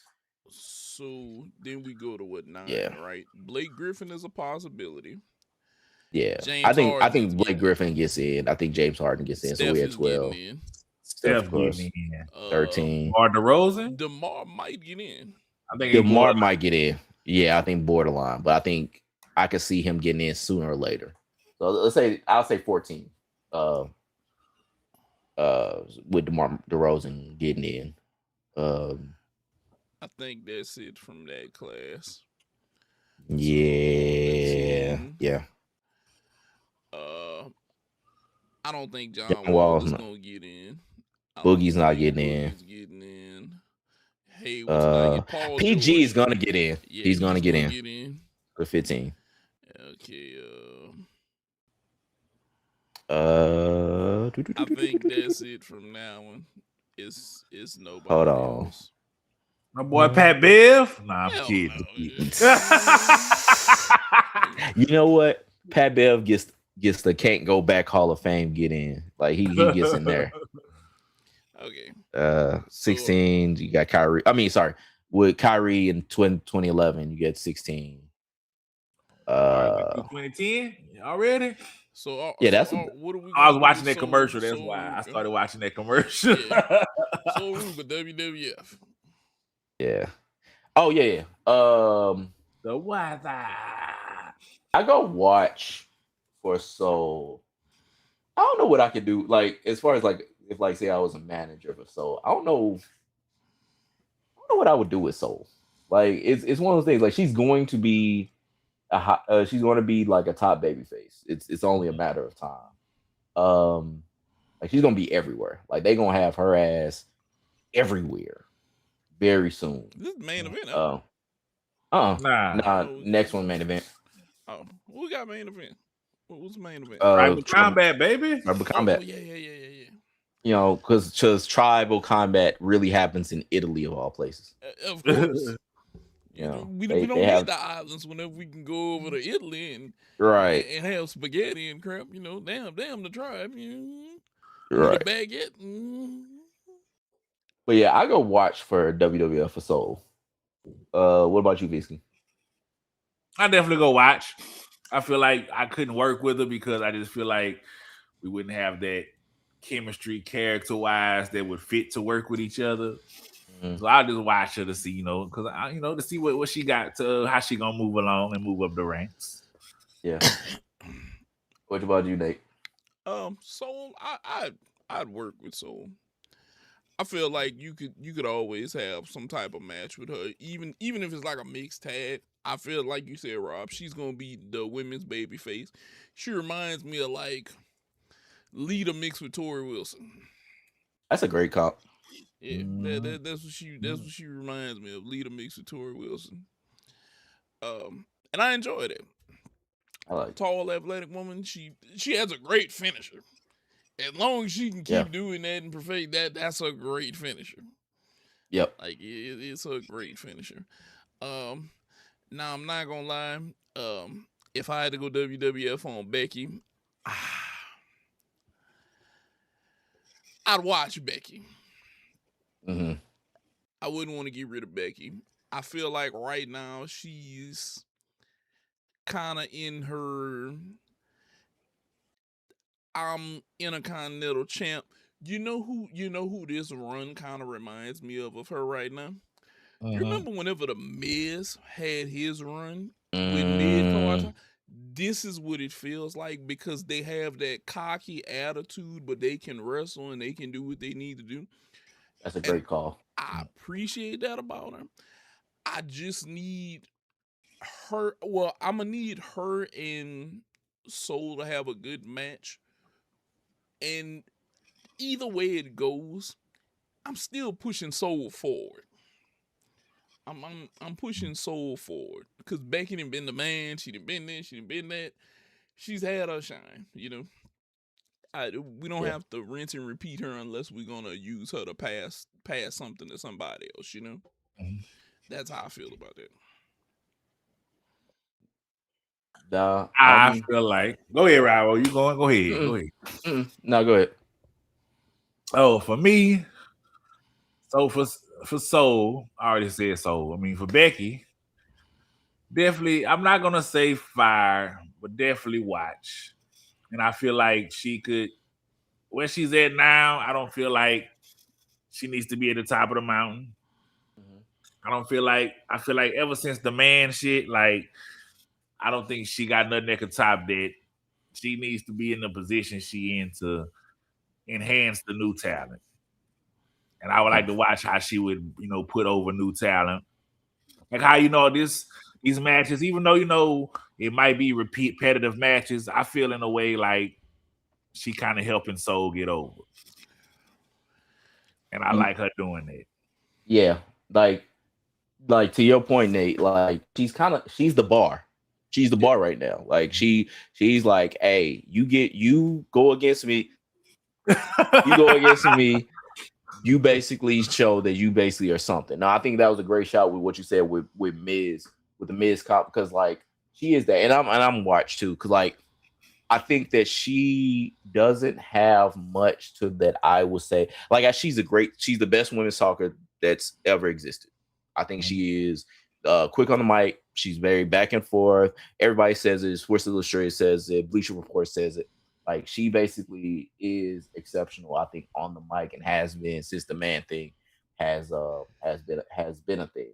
And I think she's done basically everything though. Like I would edge on fire, just because of like she's kind of done it all. But the role that she's playing like right now, going against the Soul Rukas of the world, going against the whoever's of the world, like she basically is showing that like, all right, this is who's next up. Here's who you need to watch out for, and actually they're going against me, and they're showing what they can do. You know, like this is some cool shit. As far as development goes. So I know Visky, you say like repetitive matches sometimes, but I'm gonna tell you why I don't count this as a repetitive match in a way. Okay, if Okay. you pay attention to what Becky is doing, she's not wrestling like what she was wrestling like as the man. Oh. Okay, Mm. if you pay attention to her mannerisms and stuff that she's doing in the ring, hiding behind the ref, hiding behind the rope, she's showing you that she's more of a, like I said, like that crafty version of the Miz. Like I'm gonna try to, I'm gonna get away with one right here in some way, shape, or form. Oh yeah, To me, because she having matches to where it might cause for a rematch. I get that. Yeah. yeah, but that to me, that's part of my favorite thing about wrestling. It's evolution of a character. We watched The Rock evolve from Rocky Maivia to The Rock to Hollywood Rock to he came back and he was like a boosted version of Hollywood Rock. Now he's the final boss. Evolution of a character to me and slight tweaks to what you do during the match makes it different to me of how you like Mm. might wrestle and things like that. And I appreciate that's what she's doing because now she's to a point where, okay, Becky, we need you to go be this person, elevate this talent, and I think that's what she's gonna do with Soul. If we can only get other people to figure that out as other characters, Definitely. we'd be in a great position as wrestling fans. And we also need my favorite scapegoat, Creative, to figure shit out. I don't know if it was the men. I would just to touch on, since we're watching Becky, just to touch on something that Montez and Seth did in their match Monday when they played ode to they old ladies matches. When they basically did a remake to a spot that Bianca and Becky did in their match. It was dope. You had to watch side by side. Okay. Let me see if I can look it up. Like a little segment where they kind of did instead of like the manhandle slam, Seth just finished with the pedigree. Watch that whole watch the side by side clip. Yeah. It's Becky's in a spot where she's in a good spot to me. Like Intercontinental title, it's on a notable name. It's on a person that you know could put up a good match. Yeah. This is where we need our good vets to be in those type of spots, wrestling wise. I feel like this will be a good spot for Bayley to be in a Intercontinental. Put Bayley on the US side then. I think that's probably what they're trying to do with her in AAA. Because it seemed like Bayley, or the little bit that I saw with Bayley, I guess she's over there at AAA, kind of working and getting those girls over, ladies over, and everything like that. So I mean, maybe that's how they doing it. Like I could see it basically kind of like what we were talking about with, like we say, War Raiders winning the tag champs. It's like, get these folks that you don't have something for, and essentially have them do some different shit, for the time being, instead of just kind of wasting away. It's like they can go against some of these top talents in Mexico or wherever and say like, all right, I like this person. I think they should basically be brought in, like kind of like what they did with Phoenix or did with Penta, and like, just be like, hey, let's try this person out in the US. Can they speak a tad bit of English or just something where they can have some level of charisma where they can get over? Because you're gonna have to do something to get over. You got to talk people through it. Okay, I gotta say this. That missile drop kick was 2 feet in the face, just spot on. That looked really good. Boy, it was deep. Boom. that was thud.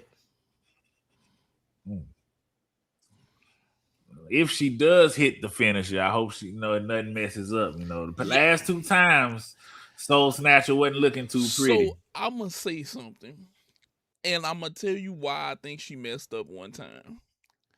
It's them goddamn shoes, and I'm gonna tell you why I say this. I have a pair of shoes damn near exactly like what she has on right now. Them shits ain't shit if you walk across anything slick. They may have like some Van type shoes. Oh, the Vans. Yes. Oh yeah. And I'm gonna tell you, if anything is relatively slick, you're gonna slide across that like Michael Jackson. I guarantee you.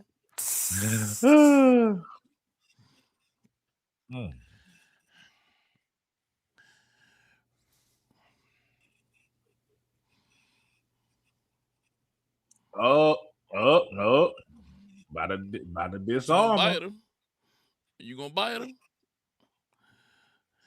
Becky, I feel like if you would have bit her, that would have been some real penitentiary type shit. And I'd be like, God damn, Becky, you're getting gritty.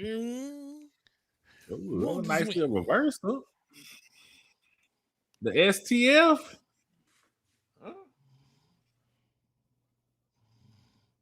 She pulled a John Cena. Yeah, she had kind of had an STF. Yeah, she.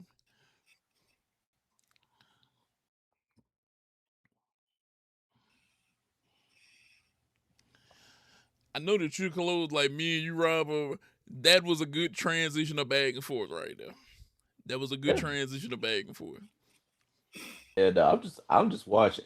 I want them to just pull the goddamn trigger with this whole like Jessica Carr, Jessica Carr, Becky Lynch kind of thing. I know they're trying to set it up for a match somewhere because I know Jessica Carr has been back wrestling for like a good minute now. And they're trying to find the right time. Ref Bay in the ring.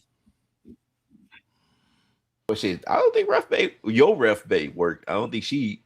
Well, no, she is working again. In matches. I follow her, on social media though, and she say she don't want to get in the ring. Okay. But nah, like Jessica Carr been wrestling for like I want to say like the last almost year. I'm gonna tell you something. Jessica Carr got that looking eye, like she jump on Becky Ray. I don't know if you've been noticing that, Rob. Like she got that looking eye. Like nigga, try me. Yeah, try me. I'm like, God damn, you over there. That's what I'm saying. I would flip out if one day she was reffing and just all of a sudden hit a move on somebody. That would trip me out. I would probably pop. I wouldn't doubt that's gonna happen right here because they've been teasing Becky versus Jessica Carr for like the longest. Like I wish they just did it. I know that this is gonna sound crazy, but you know what move I'd want her to pull out against Becky? And this is just me. Super kicker. Just all of a sudden just basically bust out like she just go like yeah, super kicker. If you pull out that super kick right now, Becky, and then Soul dives on and pins, it would be immaculate. The crowd will pop you. Oh.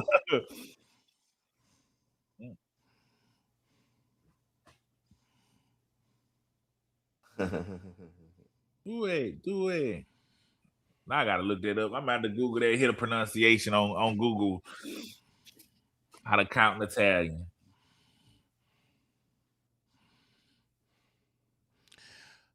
That was a good spot. Be one of them.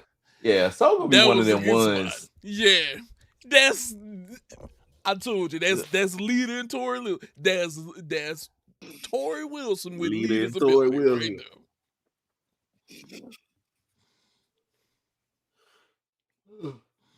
You know what she looked like in the face though? Who? Lillian Garcia. Yes, she does. Like they look like they could be. How did you say that?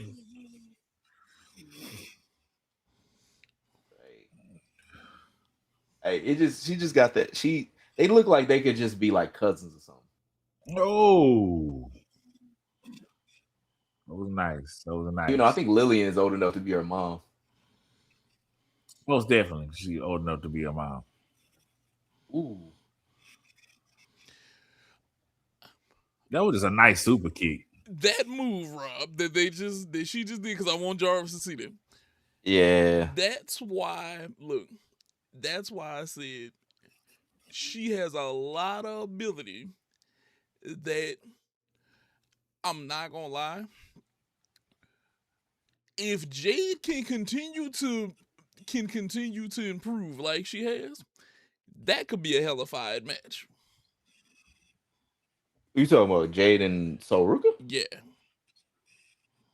I mean, yeah, eventually. Powerhouse versus the athletic person. Oh yeah. Yeah. Somebody that cartwheel flip outside the ring. Yeah. Which it kind of looked like a botch, but I think that she probably shortened it up and hit the rope just so that she didn't like fucking fly. Yeah. That's what I was thinking about. I was like, I feel like she shortened her last. Yeah. Because you see that sometimes with like the cats that do like the suicide dive, like they'll hit like that rope so they don't like fucking go like too fast. The crazy part is she didn't have these botch spots in NXT like this. It wasn't a bad botch though. Like it was one of those botches. Like it might not have been a botch. It might have just been like, it looked like a botch, but it wasn't. Oh man, handle slam. Like these noticeable things that's been happening with her. She didn't have these issues in NXT. I mean, it's well, you could see like in this match, she's been kind of working through with Becky. Like it's been kind of where the chemistry isn't all the way there, or as much as what you would want it to be. Because it ain't smooth. Like this match hasn't been like entirely smooth. It's been fine. Ooh. Yeah, it's been good, but it ain't been like as smooth as what you would want.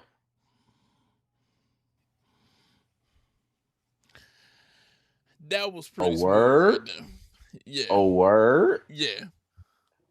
Yeah. You'll see it in a minute, Jarvis. Yeah, it's coming up. It's coming up.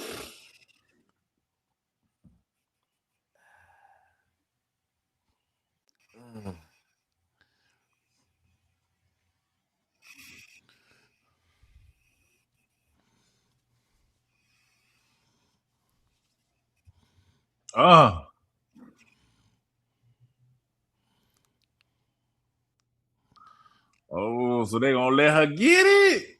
I don't like it. They let her get You don't like it?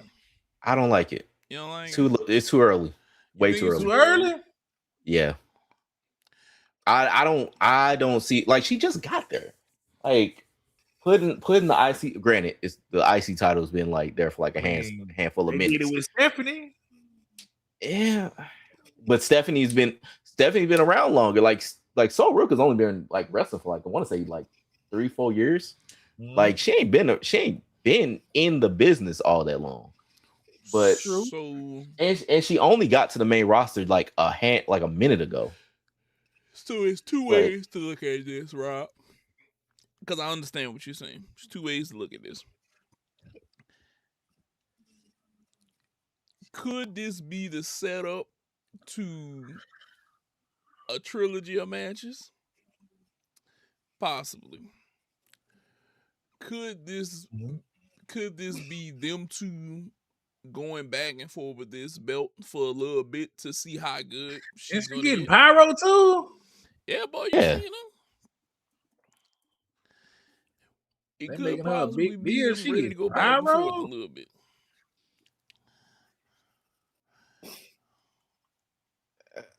I don't know. I just think it's too much too soon. Like I know they did it. I think they did it with Maxine. Like they gave her the IC title. Granted, you had seen her a good amount more working and everything like that, progressing. And like, so like I said, she just got there. Like that's why I'm like, I don't know. It's like, granted, she's been in NXT for a while. She was the Speed champ. She was the North American champ. Behind Ethan Page looked like his little nerd ass brother. Did you see that? I wasn't paying too much attention. Soul Ruka's music kind of give me Rocket Power. Yeah, like either Rocket Power or like old WCW, like just like Casio Classic, like exactly that type of shit. Like, maybe that's the point. Old dude behind Ethan Page. But yeah, I don't know. I'll be in the minority with that. Like, I'm happy for her. Like, I'm happy she got it. I ain't gonna say it was the completely wrong decision, but it was just like, I don't know. I wouldn't have done it so early.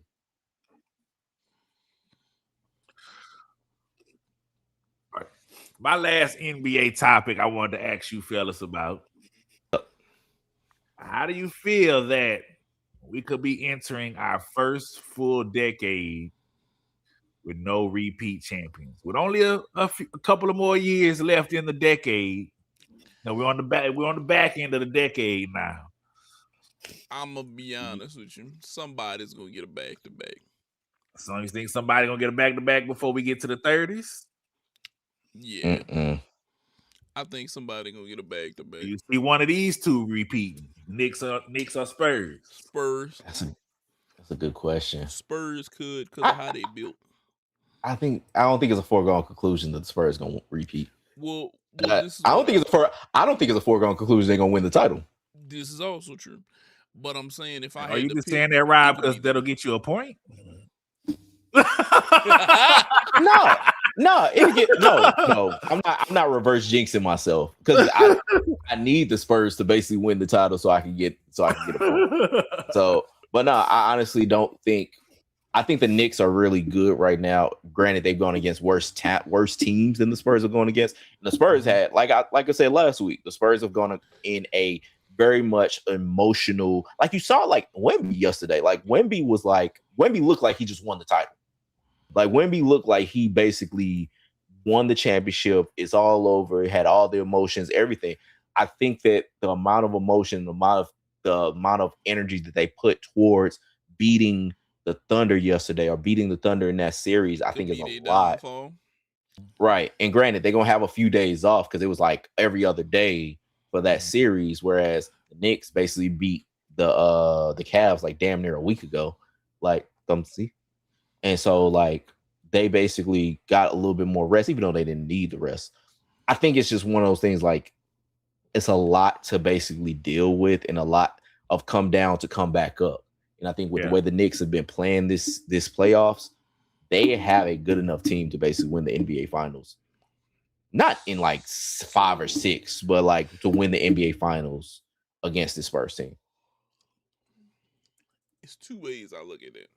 Either the Spurs can ride in high, or they are going to deflate and have to increase again. But then I also believe that the Knicks have been resting for a minute. Okay. Mm-hmm. And there could be some rust game one, but then they also could knock the rest off. I.e., the 27-point comeback that they did to Cleveland. That also could just be Cleveland falls apart, like fucking soggy wet cake and milk. I don't know. The Knicks could win this. The Knicks could legit win this right now. But I also feel like if the Knicks won this, I don't think that they could win it again. Or I don't think that they would win it again. I don't think that they're going to. I'll say this. I don't think that they're going to win again because we watched Detroit have such a huge leap that I think that they're gonna figure out how to fill like the holes that they need to fill in the off season of a score and stuff like that. Even if it's just a 2-3 year fix, which is why I could easily see KD or Kawhi in Detroit. Okay. Yeah. There's a need for score in Detroit. There are two older scorers that could go there to give you 20 points. Outside of basketball, J. Cole. Okay. Because he showed out. Like, I got to give him his props. He showed out whenever he needed to show. It just wasn't enough. But could I see New York winning this shit? Hell yeah, I can see New York winning it. But if the Spurs were to win it, I could see them try to repeat next year.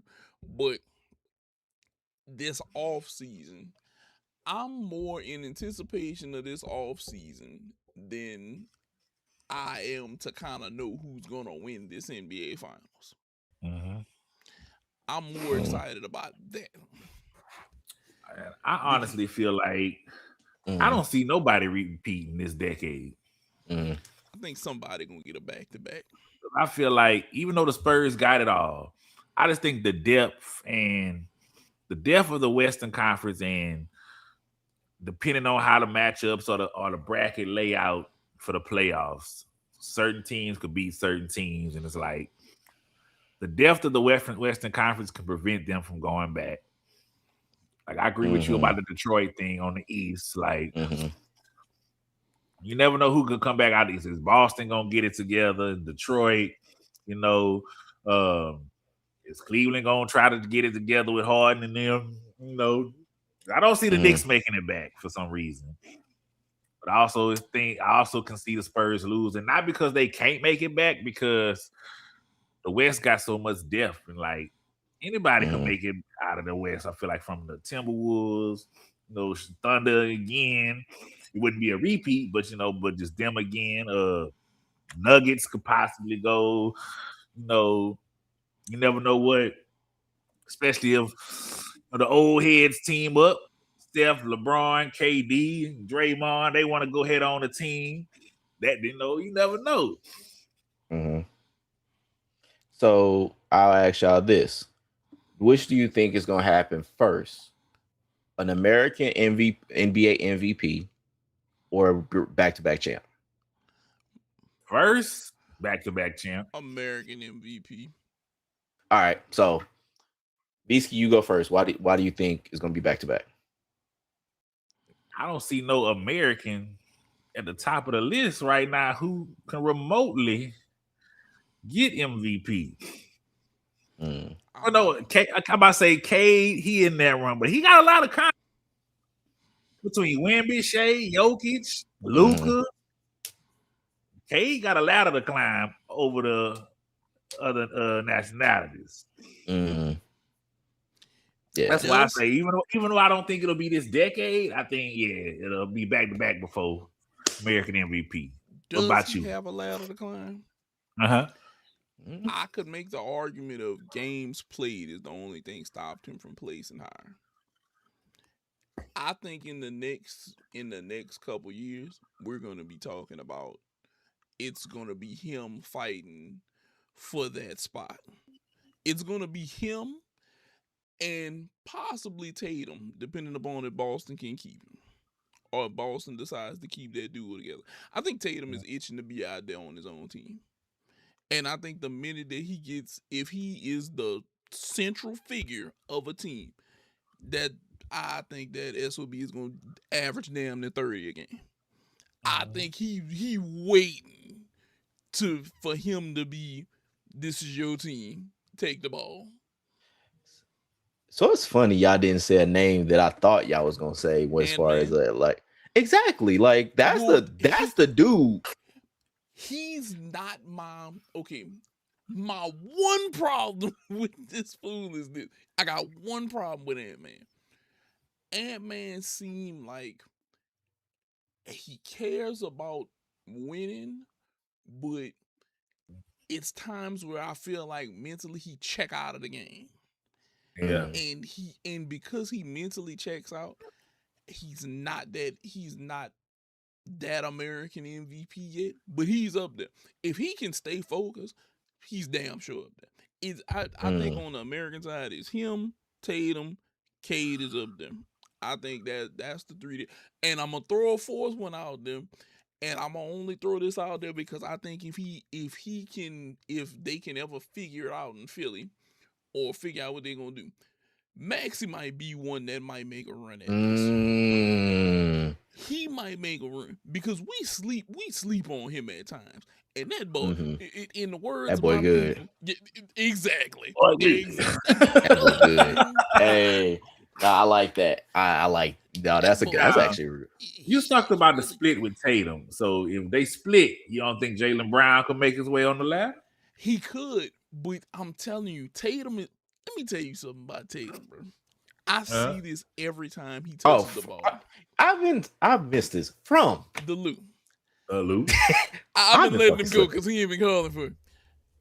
Tatum is the dude that he believes, because it's a few things about him. He's tall, he's athletic. He showed you that he was giving LeBron the business whenever they played him.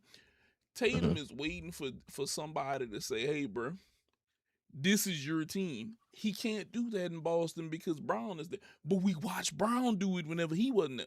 He hasn't gotten that luxury yet. See, whenever we going to look back at the end of this season, if we focus in on Boston as a pitcher, you know what's the one thing we can say? Do they really need Jason Tatum? Could we free up that cap space and go get a bunch of other really good role players to help supplement our team? Yeah. Yes, we could. Because we got a guy that we know can go get 30.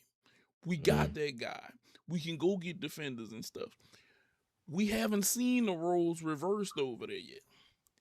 That's why this Tatum for Giannis thing is such a big thing, because Brown and Tatum essentially play somewhat of the same position. A 2-3, they just move Tatum like a to the swing. Yeah. So if I go get Giannis to pair with Jaylen Brown, that's a hell of a 1-2. I think they got good role players already. They got Pritchard, Derek White. Exactly. They got some good pieces. Exactly. Yep. But we got two guys that play damn near right next to each other, a similar position. If I get rid of one of them, I'll say this. If Tatum was to go to Milwaukee, they're going to push him back to the 3, and it's going to be him and crazy-ass Kyle Kuzma, okay? And one thing I know is with Tatum in Milwaukee, and he has the younger guys there with him, they're going to focus the offense around him. Imagine if he went to Milwaukee and they won 50 games and he averaged 29, freaking 4 and 8 because he rebounds pretty well. If he did that in Milwaukee, and Milwaukee just like they turned around and nothing missed the beat for them, we're gonna look at him and say, damn, have they been holding each other back all this time? Because they might have been holding each other back. And I kind of do feel like they're holding each other back because they're too close to the same guy. They're literally too close to the same player. And it worked one time. It's me being GM Price. I see how it worked out the first time. But whenever he came back, I was like all them dudes who were balling, Hauser and them guys coming off the bench, they suffering now because they not getting the minutes because Tatum out there. It's like, oh man, it's like now y'all look like trash. Like, hell, at one point we used to, some of the dudes that sports bet with me was like, man, we can put Baylor Sharman on the ticket right now to shoot threes because he gonna get time. We're not getting that. You're not getting that in Boston. I know some people may think we need two superstars, but you can have two superstars, but it's gonna have to be two stars that different positions.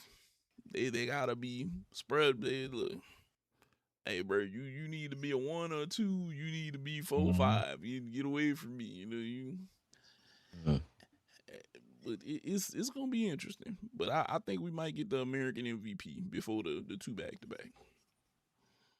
Well, about your opinion, Rob? I'm with y'all. I'm with you, Nate. I think we get the MVP before the American MVP before we get the back-to-back champ because I think that people want. I think it's gonna get to a point where it's like, all right, we need somebody else in the fold. Because now, granted, what Shea just did basically, even though he didn't really play as well in the finals, I think it's gonna be looked at. I'll be right back. But I'm listening. Go ahead. No, you good. It's gonna be looked at as a knock against him, where not in the same vein as like with Ben Simmons, where basically he passed up the shots and basically his career like literally imploded. I think with Shea, I think he's gonna be kind of out of essentially the MVP. Jokic, I think that people kind of with Shea winning the MVP this year, like I think they kind of like he's gotten into that LeBron territory where it's like, yeah, we know you're the best player in all the NBA, but we're tired of giving you the MVP. You won it 3 out of 4 years. We good. Yeah. There's not a ton of people left. Like you got the Cades of the world, but I think part of what made him an MVP candidate, not just with his gameplay, but because of how surprising. It's kind of like with Coach of the Year. Like it was so surprising with how much that team had grown with him, even though he got hurt for a good amount of it, they kept it going. Like that team growing around him was kind of a big deal. And it was just like, oh shit, like it's got to be something. We got to give you something for it. But I think that like sooner or later they didn't want to give Ant the fucking title. Like I think if Ant pulls out where let's say Ant is first or second in the league in scoring. Let's say he at least gets let's say all defensive, say third team, second team, or whatever. Kind of similar to what Shea did. Then he gets like an all NBA first team. I think they're gonna give him the MVP. Yeah. I think if he basically gets up there to your point, like if he can stay in games and kind of show, because he always shows that kind of moxie, he shows that kind of character to him where it's like, I am the leader of this team. But same thing as Wemby, because if Wemby does what he basically did this playoffs, he's going to be assured the MVP. You can basically rubber stamp that motherfucker the MVP next year. But one other thing I'm going to say, not to cut you off. Oh, no, you good. Athletic-wise, he's the closest thing you'll ever see to young Michael Jordan, bro. Mm-hmm. He is the closest thing athletically to young Michael Jordan. Crazy athleticism. Yes. And that's why I feel like if he had Michael's mindset, we'd be in for the doozy right now. He kind of does. That's the thing. Like, I think he's there. He just doesn't have a Scotty. I don't think that it's the Scott. I think it's his focus. His focus, I feel like, is there at times and then it's gone. But if he get a Scotty though too, he's gonna be rolling. Yeah, I think that's the thing that's missing from him. Like let's say if they were able to get, say, Jalen Williams from from OKC. Not saying that they will, but it's like if they could get that kind of type player where a complementary piece that's like a big time complementary piece that has shown winning prowess, like that would be fucking crazy. Or shit, Chet. Like it wouldn't make a lot of sense when you got Wemby there, but at least you got somebody that is another big that can stretch the floor, that basically can be a 3-and-D and like a defensive guy. Yeah, like that. Like if he had somebody like that, Gobert. Could you say where you got Wemby? I was like, I meant, yeah. They all French, you know. They all look alike. I know what you're talking about, but yeah, he needs a running mate, and I think he needs to be locked in 24/7, and I think that he'll produce the most. I just need him to turn it on and leave it on. Yeah. Just leave this on. Just let it go. Look. The next 82 games, you leave this on. Okay, you leave this on. Look, whenever you're at home, I need you competing with everybody. Look, if they want to compete for throwing car keys in a cup, you do this, okay? And you go win. Go be great.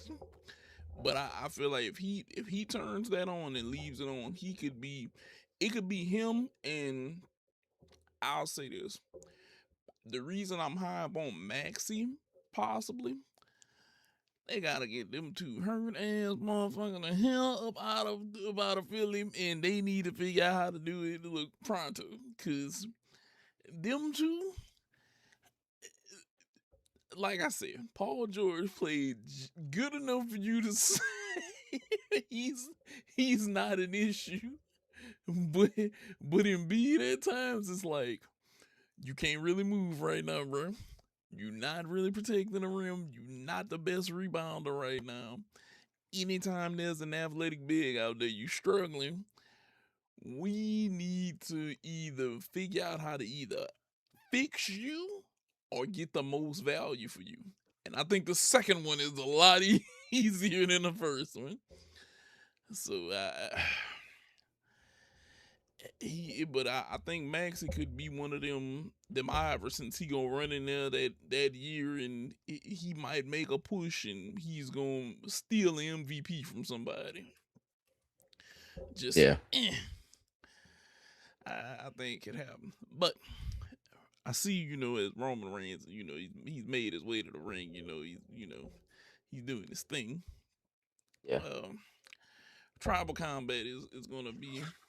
What's it supposed to end at? What 3? What? I don't even know. Oh, end at 4. Supposed to end at 4. Oh shit! Yeah. So we about to go 30 minutes then. But like the last one ended at 45, so they gave us 2 hours and 45 minutes, so it might end at 3:45. See, WWE, you got the nerve to be shorting me on time, and you stealing from me. Well, also, here's the thing, though. Didn't they just say Jacob Fatu is legitimately hurt?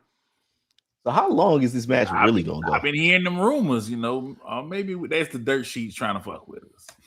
But it's like, why would they try to fuck with anybody? Because it's one of those things like, why would you try to sow the indecision for something like this?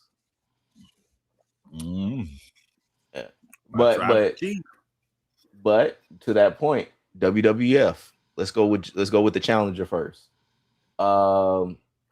Let's go, Nate. WWF, Jacob Fatu. Oh yeah, I'd turn him into Samoan Bulldozer 2.0. I'd work with him. I'd be his manager. Look, I ain't gonna be like your boy out there smoking Cubans and in a hat and stuff. But I'm gonna get my manager on. I'm definitely go out there and get my manager on. I'm gonna make this happen. Jacob Fatu is a really, really, really good talent. The question is gonna be if the guy across from him ever decides to retire soon, which one of them are y'all gonna throw the title on? Because it's gonna be one of them. Mm-hmm. I think it's gonna be one of them. What about you, Visky, WWF Fatu? WWF Fatu, I'm a major work with. And my main reason is I feel like we have very similar promo styles. If you've seen my I know Robs have seen my promos. I've seen a couple of your promos. You've seen them. So like when I was in my promo game, I feel like me and Jacob got the same promo style. We'd have a good mic battle.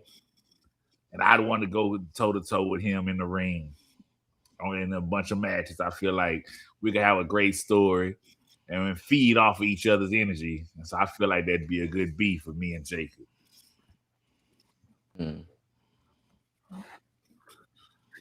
Right?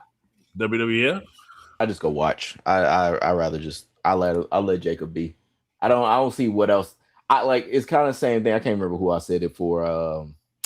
I can't remember who, but I would just rather watch. There's nothing that I can add. I think it was Sol Ruka. Like there's nothing I can really add to Jacob. I don't think there's anything I can enhance. You don't want to be Jacob. Armando? I want to be like Armando. Go out there with the cigar and everything. Nah, man. He could talk his ass off, and he probably talk better than me. Like I think he got natural charisma. I think he got natural flow to him. I would just be a speed bump. I think for him. One is a watcher. One want to be the manager, and I want to be in the ring with him. Okay, so WWF for Roman. I'll go first. Fire. You fired? That was quick. That was quick. He came from the hip with that. I got nothing for Roman Reigns. It's the same. It's similar. I guess it's similar to what with Becky and all that. I was ready. But now, like, I got nothing for Roman. Like, I was surprised that nigga won the fucking title because I'm like, what the fuck is he gonna do? He did everything. Yeah. Like he's done. Like the tank is empty. And and the thing with Roman is just like, even with this shit, it's like I'm cool with it because I think Roman and Jacob, like it's the last stone to turn, essentially, when it comes to his family. But like when Zilla comes through and all them niggas, like I don't want to see Roman with them. Like I think Roman's done. I think Roman has done everything he could do when it comes to this company, when it comes to this storyline, when it comes to everything else. I think he could ride off into the sunset and do everything. I think what fucked him up probably is because he didn't get the role for Lobo. I think that's the only thing. Because I know he wanted to be Lobo. Yeah. I know he had been talking about wanting to be Lobo, and that went to Jason Momoa and all that. And I think that probably I think that's the only reason he's still around, to be honest with you. But Bisky, WWF. Well, I don't think there's no question that I want to work with Roman. I want to be in the bloodline. I want to be the right hand man. I want boost you me holding up. The title. You are holding the title and everything. Like put me over, ladies and gentlemen. Right hand man Visky. Oh man, I can outdo you. I can be the new right hand man. I think you could.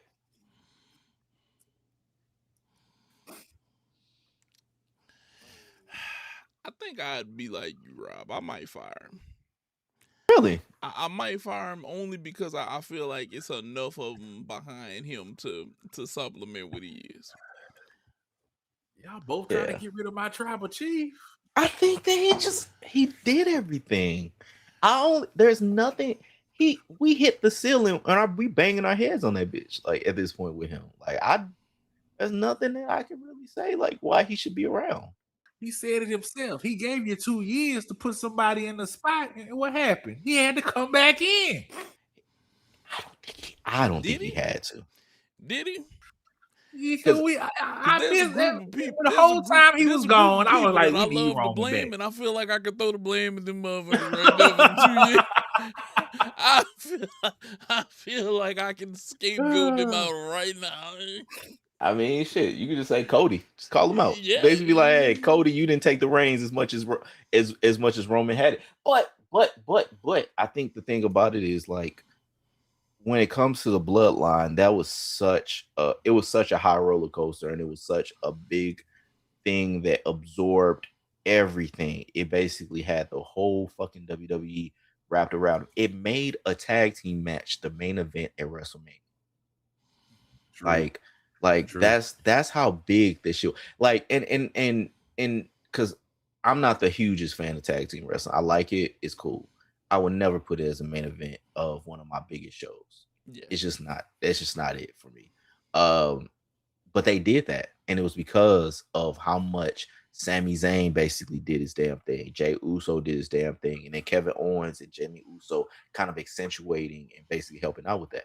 I think that when you have all that shit together, it's like, yeah, that whole bloodline thing was the biggest shit that ever basically done. It was the best storyline that was done, but it was there's a refractory period when it comes to like from that time to where we at now, and I think that it's gonna take some time for it's gonna take more than 2 years for them to build Yeah. up another star that they can orbit around and everything like that. And Roman, I think with him being there isn't helping. I mean, maybe this whole feud with Jacob gives that passing of the torch kind of situation where Jacob's gonna be the next one of the next world champions. I mean, shit, we already said it. He younger than what we thought. Like it ain't like he's not the springiest of chickens, but he's not old. Like he's got another 10 years in him. Yeah. If they want to basically play it out that way. But he's gonna be the dude. It's just how much of the dude is he gonna be, and how much of the dude are they gonna make him? With Roman, he was undeniable from the jump. All he did was give him the opportunity, and then he basically showed how well he could basically take it, which was farther than probably what anybody would have thought. With Jacob, thinking it's going to be a wait and see, but he does have the charisma, he does have the move set, he does have the everything else. It's just that how much are they going to give him? How much leash? How much rope? How much everything they going to give him on the back end? And how much are they going to play around with him? Because like they put the orbit around the bloodline. They put the orbit around Roman. Are they going to do that with Jacob? I don't know. This is true. So, conclusion.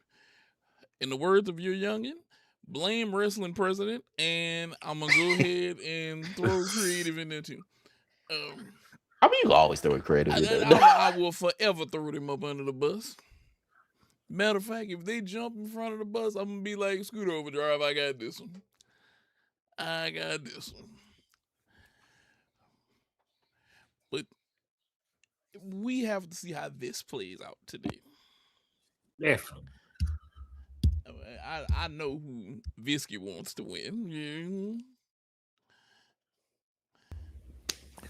I mean, honestly, I'm really and I don't care who wins this match. Really? I like either. I'm happy either way. Okay. I'm a big Jacob fan, so Jacob getting the title, I would love it.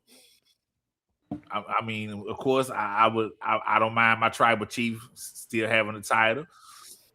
Jacob gets it. I'm thrilled to death.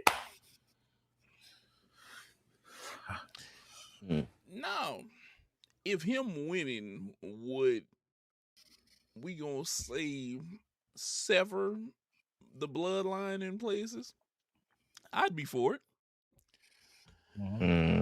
It's people kind of like break a off. pick size type of thing. Yeah, yeah. Civil War.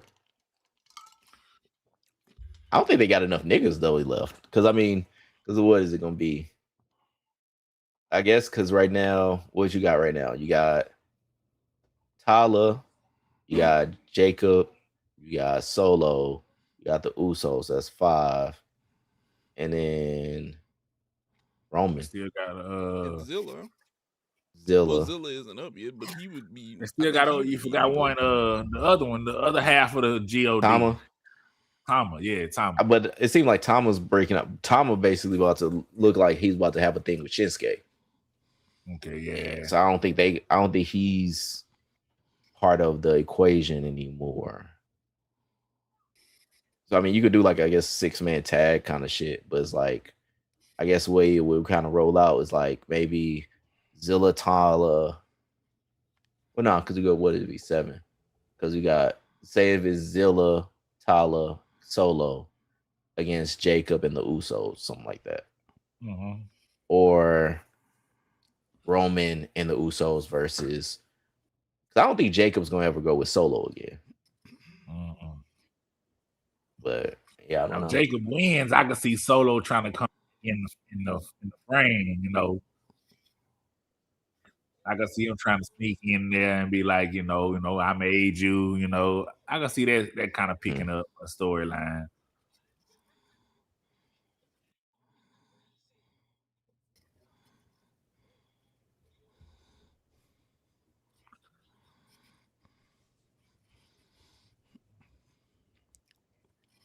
Roman got that elbow pad on.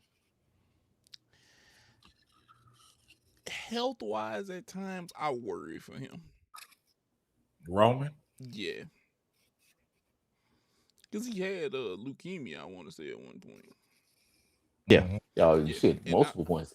Yeah, I had a cousin, I had a family member who had leukemia. And I think about that sometimes, and I'm like, hey, I think you might need to shut it down. Like, sometimes I feel like I need you to shut it down. You was trying to tell him, Jacob? You've been trying to tell him? I mean, maybe I noticed this small detail. Why he don't have the fingers taped up today? He do. He do? Or I just missed it? Yeah, they tape. It's like black. It's black tape with like red tape around it. Like it's on his left hand. No, it's right hand. Sorry. Okay, I seen it this time.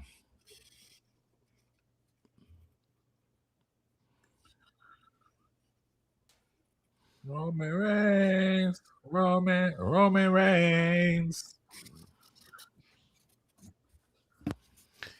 And them stairs are a lot heavier than people think they are.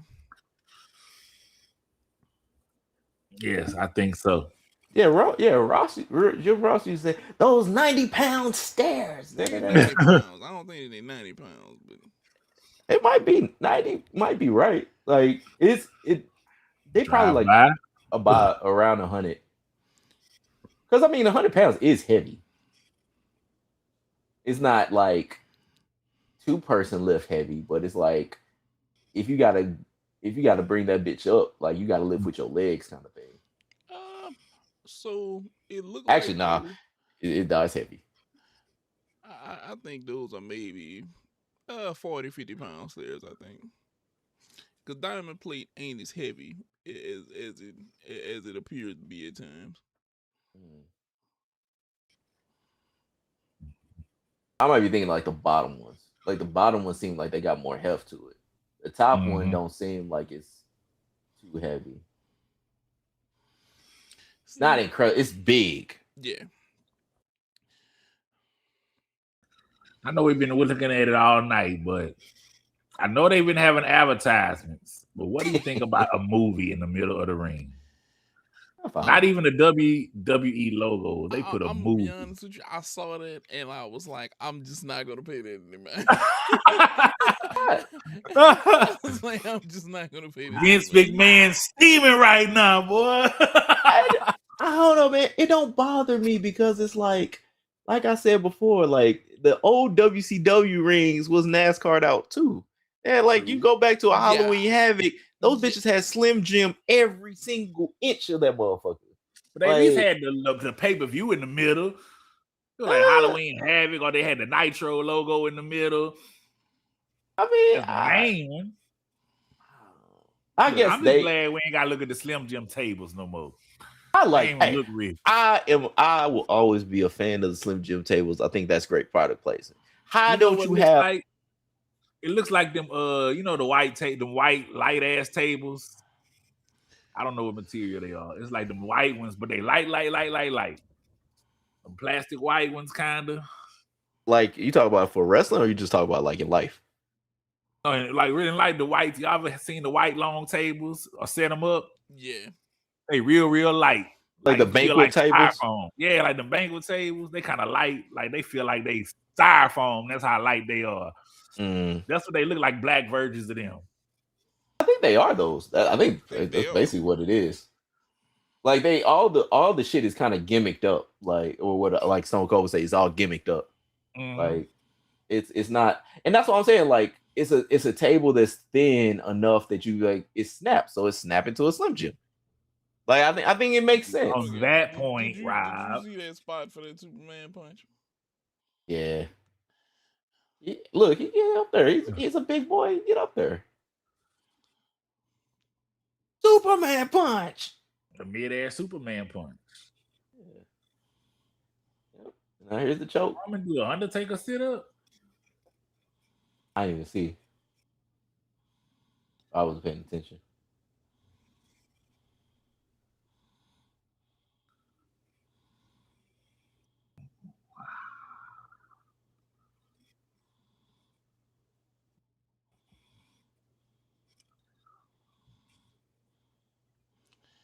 I'll say this.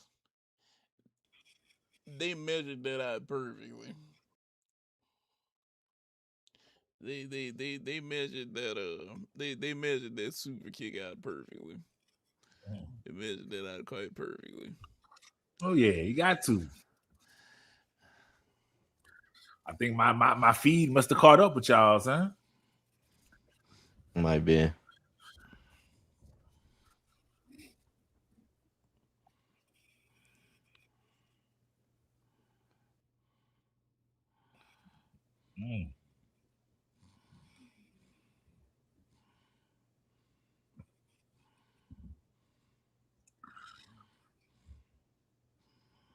Okay.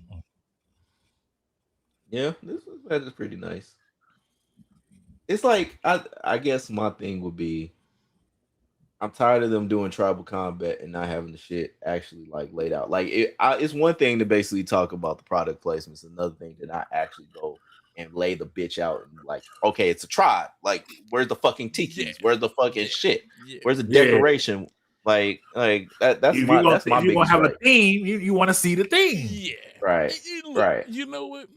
At times I feel like me and Rob are them old dudes that be complaining about the details. It's like, That's what I said. I think I made a post about it one day, and I was like, I'm tired of WWE having all these themed matches that's really just no DQ. Yeah. Extreme Rules, TLC, all this is just no DQ, goddamn. Well, Extreme Rules is like no DQ with weapons. Yeah. Yeah. I understand what it is, but I don't feel like they set it up properly. Like they are the only time they really do it is because they used to do it like gangbusters, like back in like it was the latter end of the 2010s. Basically, they would like Nashville Street Fight, and they'll have they'll have like a bunch of music shit, and then it'll be like not Minnesota Street Fight, but it'd be like Christmas theme fight, street fight, and it'd be like the holiday ones they set up. Yeah, they set up like they'll set up that, or like the Donnybrook Valley Brawl, whatever the fuck it's called with Sheamus. They'll set that bitch up like that.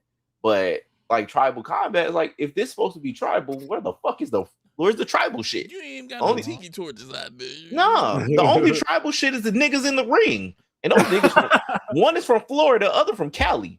Like this ain't your tribal shit, and it's in fucking Italy. Like if you want basically make tribal, just say it's the Italian street fight or some shit, and just go from there. Like if you gonna basically do it like that, like I mean, I think Roman is like part Italian. I think that's one of the things that make his ass up.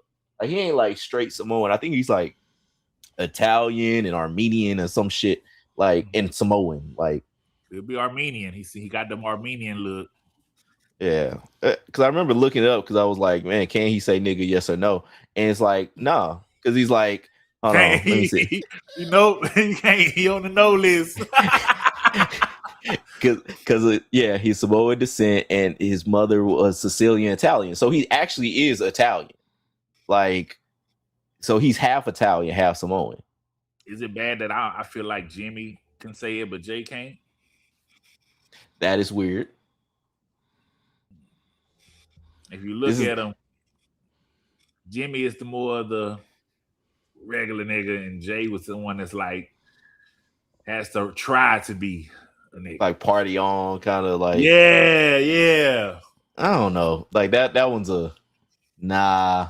Well, because for one, it reminds me of like when they were talking about if Y'all seen the interview where the podcast or the New Day podcast where they were talking about twins? Yeah. Yeah, like it kind of reminded me of that. Like they ain't as twins enough. Like nah, I think. Well, neither one of them can say nigga. I think they like Ross, we want to be real about it. Either one of them. let me look them niggas up because I'm trying to let me see what they is because I think one of them did marry black, but so you tell Jacob he can't ride. I'll tell that nigga right now from afar. That nigga be like, nigga, please. have you seen the new Michael Jackson movie, Rob? Mm-mm. Okay, so this is just one little small part. Jarvis, I know you remember this. Whenever he told old boy that he hired as his manager, he said, "I need you to fire my dad." And he sent him that fax. That's what you do with him if you don't want to get in. He said, "Oh, you need a fax machine. I got some for you." Special delivery. That was so funny. Go ahead and get that right there. There you go. You hold on to that for me, all right? Take care. You leave it be. Hold on. Now let me look up Jacob Fatu. No, let me see. I'm not about to be the nigga on the other side of the barricade when they fucking go through it. Hell no. They had to loosen him. They had to loosen him. I ain't gonna be that nigga to take that, but hell no. So look, I always wondered about this, and somebody told me about how those barricades particularly work. They can go out there. That's why them two was there. At the last minute, they go out there. Scoot. Oh, they probably propping it up, huh? Yeah. So they're wrestlers that basically are there to make sure the gimmicked up shit kind of work out. Yeah, so I'm not seeing. So who did Tonga Kid? Because Jacob is the son of the Tonga Kid, which he do look like. I was trying to feel like who he looked like. He looked just like Tonga Kid. But where is his mom at? Like, boy, who's your mama? Who is your mama? Who your mama now? Yeah. Okay. No, I think she's Samoan. So never mind. Yeah. Still. Yeah. So. To recap, all them niggas can't say nigga. But one nigga, I'm gonna have a howitzer ready for what that nigga says. I can't say nigga. All right. Don't worry, I got the 40 for you. Don't worry. I guess if I was to imagine though, who says nigga? It's like I'm Dave Chappelle where he's talking about Mark Furman. It's like, yeah, Jacob says nigga a lot. I can see that nigga saying nigga a lot. Like as a nigga that says nigga, that nigga says nigga a lot all the damn time. They got video with him saying. Yeah, he on that Fat Joe. Like he just gonna say, or that Mexican OT. Like he just gonna keep saying it to somebody check him.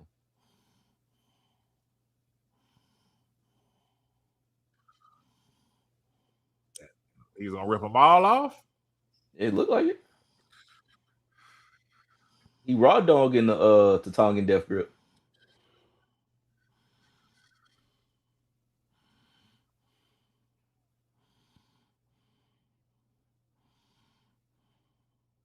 Ooh. Oh, well, Rob, you was talking about something else. I was talking about him ripping off the turnbuckles. Well, no, the tape ain't on his fingers no more.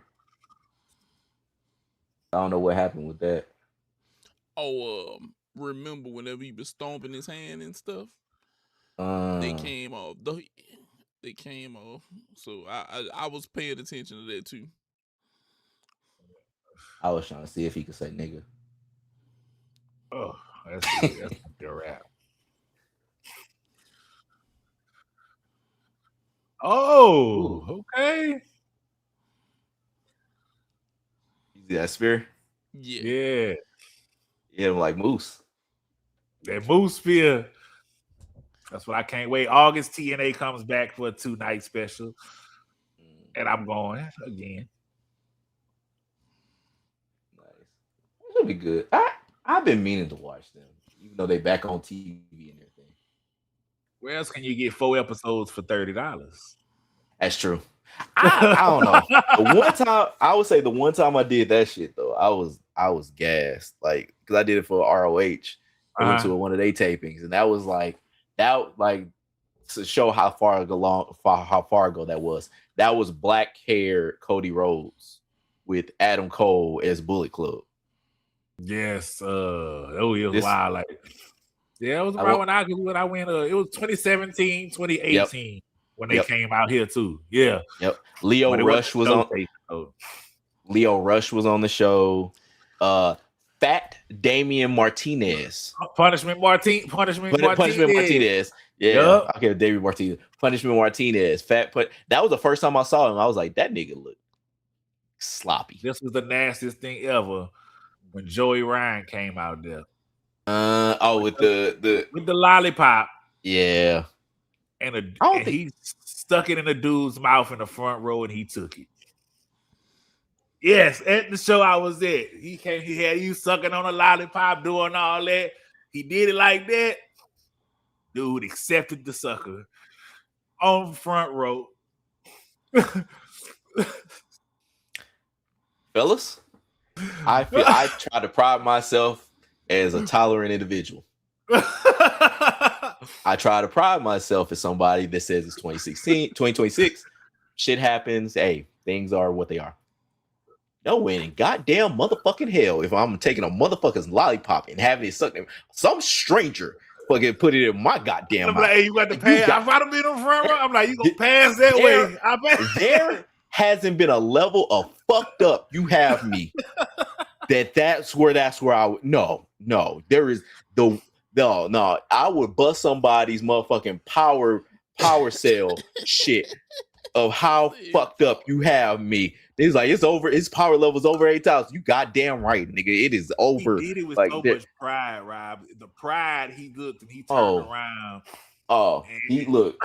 God bless him, because there's one nigga that's not happening with, and that's Bob Black ass. Needless to say, the crowd let him have it. I'd be like, nah, get your ass. If that nigga was sitting next to me, get your ass over there. Everybody was like, you got AIDS. They let him have it, bro. It was so wild, bro. Nah, yeah, you got to. That was my first experience in a non-WWE crowd. Oh, word? It was just a wild experience being in a non-WWE crowd. Okay. So you saw how that ended, right? Yeah. So we got the finish now. Okay. So I did look on Blue Sky. I saw some people that had an issue with like Oba or Brock going over on Oba, because it's like, hey, you already had this and that, whatever. I'm having that same kind of feeling with this, because now you got 2 straight L's that Jacob have taken. Why? I don't think that they could even tell you why. Like, I need an explanation. What is the fucking reason? Because if you acknowledge him tomorrow night. Nope. But the thing about it is, like, you literally you had it to where he didn't acknowledge him after he got beat. Jacob beat his ass and everything like that. Now you got to basically just where it's like he just lost against him again. Where are you going with this shit? And that's why I'm like, Roman Reigns don't need to be there, because what are you doing with this guy that you're trying, I would think, give the fucking reins to after all this shit? Where are you going? Why are you doing this? That's what was my thing of like, why do this shit now? Why have this shit now? This is a little bit of Hulk Hogan syndrome. Why you say that? Because it's one of them, this isn't working for me, brother. I need to go over. It almost feels like that. Like I understand what you are, but at some point, it's 2 straight L's that shouldn't have happened. Yeah. It's 2 straight L's that shouldn't have happened. I mean, You know, he's the TKO. He's one of the TKO chosen ones. You know that. Yeah, but still. Well, Roman? Yeah. Nah. He probably is. Figure out how to long they can figure out how to pay him and not to pay him too much. Yeah, but the thing about it is you gotta know that, like, okay, so what is the thing? Jacob gotta climb? Now, okay, so they showing Roman, they showing Jay, they showing well, shit. That we was talking about Solo. We was talking about Tama. Tama's with Solo and Tala. So what did I can't hear shit. So I don't know what they're doing with this.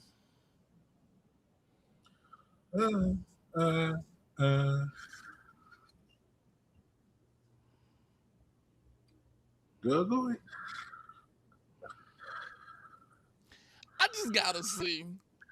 Whenever Solo pop up, he pop up with the black and shit on it.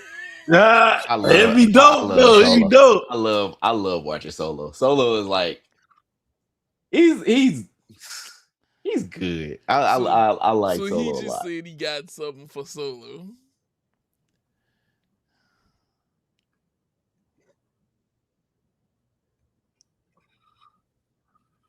So basically, they think that Jacob is with them now.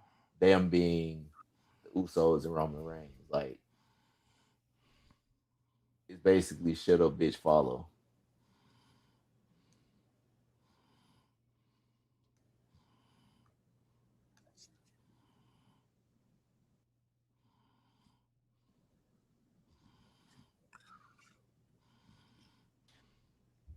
I think I see where they're going with this, and I'm still not a fan.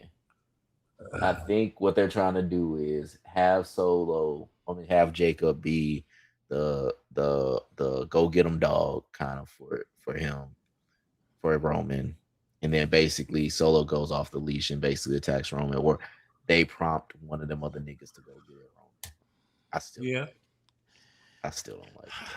So, we've been there. We've been here. We've done this. So this is my problem with what just happened. Okay, so first of all, let's get this show a quick grade. What are we grading this out of 5? The show? I give it a 4. Give it a 4? What about you, Bisky? I can give it a 4. Okay, so all around we'll say a 4. Okay, now for the ending of this last match of how they trying to portray this, I see where you're going, Rob, and I kind of think that they might go there, but this is my only thing. Mm-hmm. Jacob shouldn't have been out there without a crew.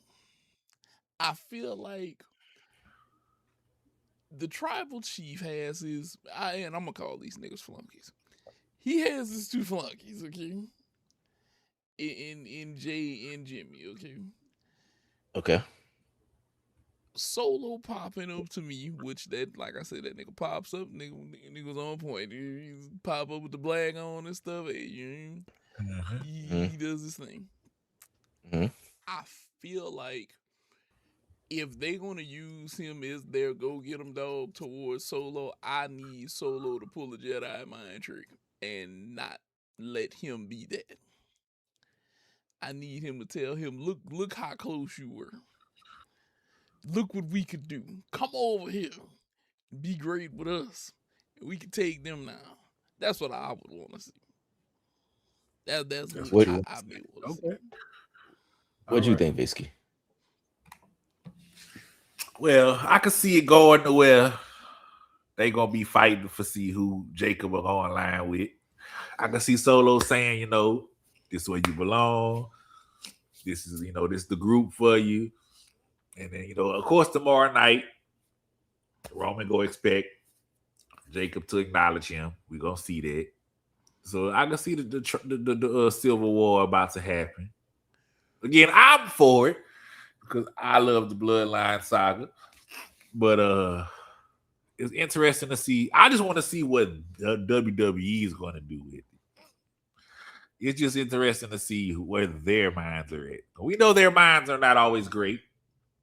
We know we hardly ever agree with what they're doing. I think they're gonna fuck it up. I honestly do. But I'm just ready to see. I guess for me, it's like I don't think Jacob needs a crew because he's the Samoan werewolf, or wolves, lone wolves, whatever. It's like they kind of travel pack alone. Like his thing, or seemingly Jacob's thing, which is how he kind of reported himself, is that he's loyal to his family, which granted they are, but his immediate family that is not in the ring. Like he's saying he going through everybody and whoever comes with him comes with him. I think that when it comes to him, it's like I don't think he needs like a crew. I don't think he needs a stable. I think he can stand on his own and be the guy that stands on his own. I think that when it comes to the bloodline, we kind of got conditioned where it's like the thought is he needs a crew because that's how Roman had did it because he's a tribal chief. But the thing is, for a chiefdom, is you need people. You need a tribe. You need basically the people under you. You need a whole kind of staff, record label, and crew. But like with Jacob, I think with him, he just needs himself to dominate and be all that kind of shit. So I don't think he needs to click up and team up. I think that he just needs to go. But I think that these constant matches where he's having good matches with Roman, it's just that the L's, I don't know if it's great for him. Ultimately, I think he tells them both, "Fuck you." Oh yeah. I think that's what you should do. He says, "Fuck you, I'm my own man." I don't like the L's for him, bro. I really don't. I just don't. If anything, he should have won the first one, and then if he'd have lost this one, I'd have been like, okay, they won. You know, look. It should have played out a little differently. Maybe I'm looking at it sideways, I guess, but yeah, like you said, if he's the Samoan werewolf, he needs to be on his I'm the Hawaiian Stone Cold Steve Austin, okay? I'm gonna do my own shit. I'm a bad motherfucker. I'm gonna do this. I'm gonna do that. I'm gonna attack you. I'm gonna get you. I'm gonna get this person. I'm gonna do what I want to do, how I want to do it, when I want to do it, and that's it. You know. It's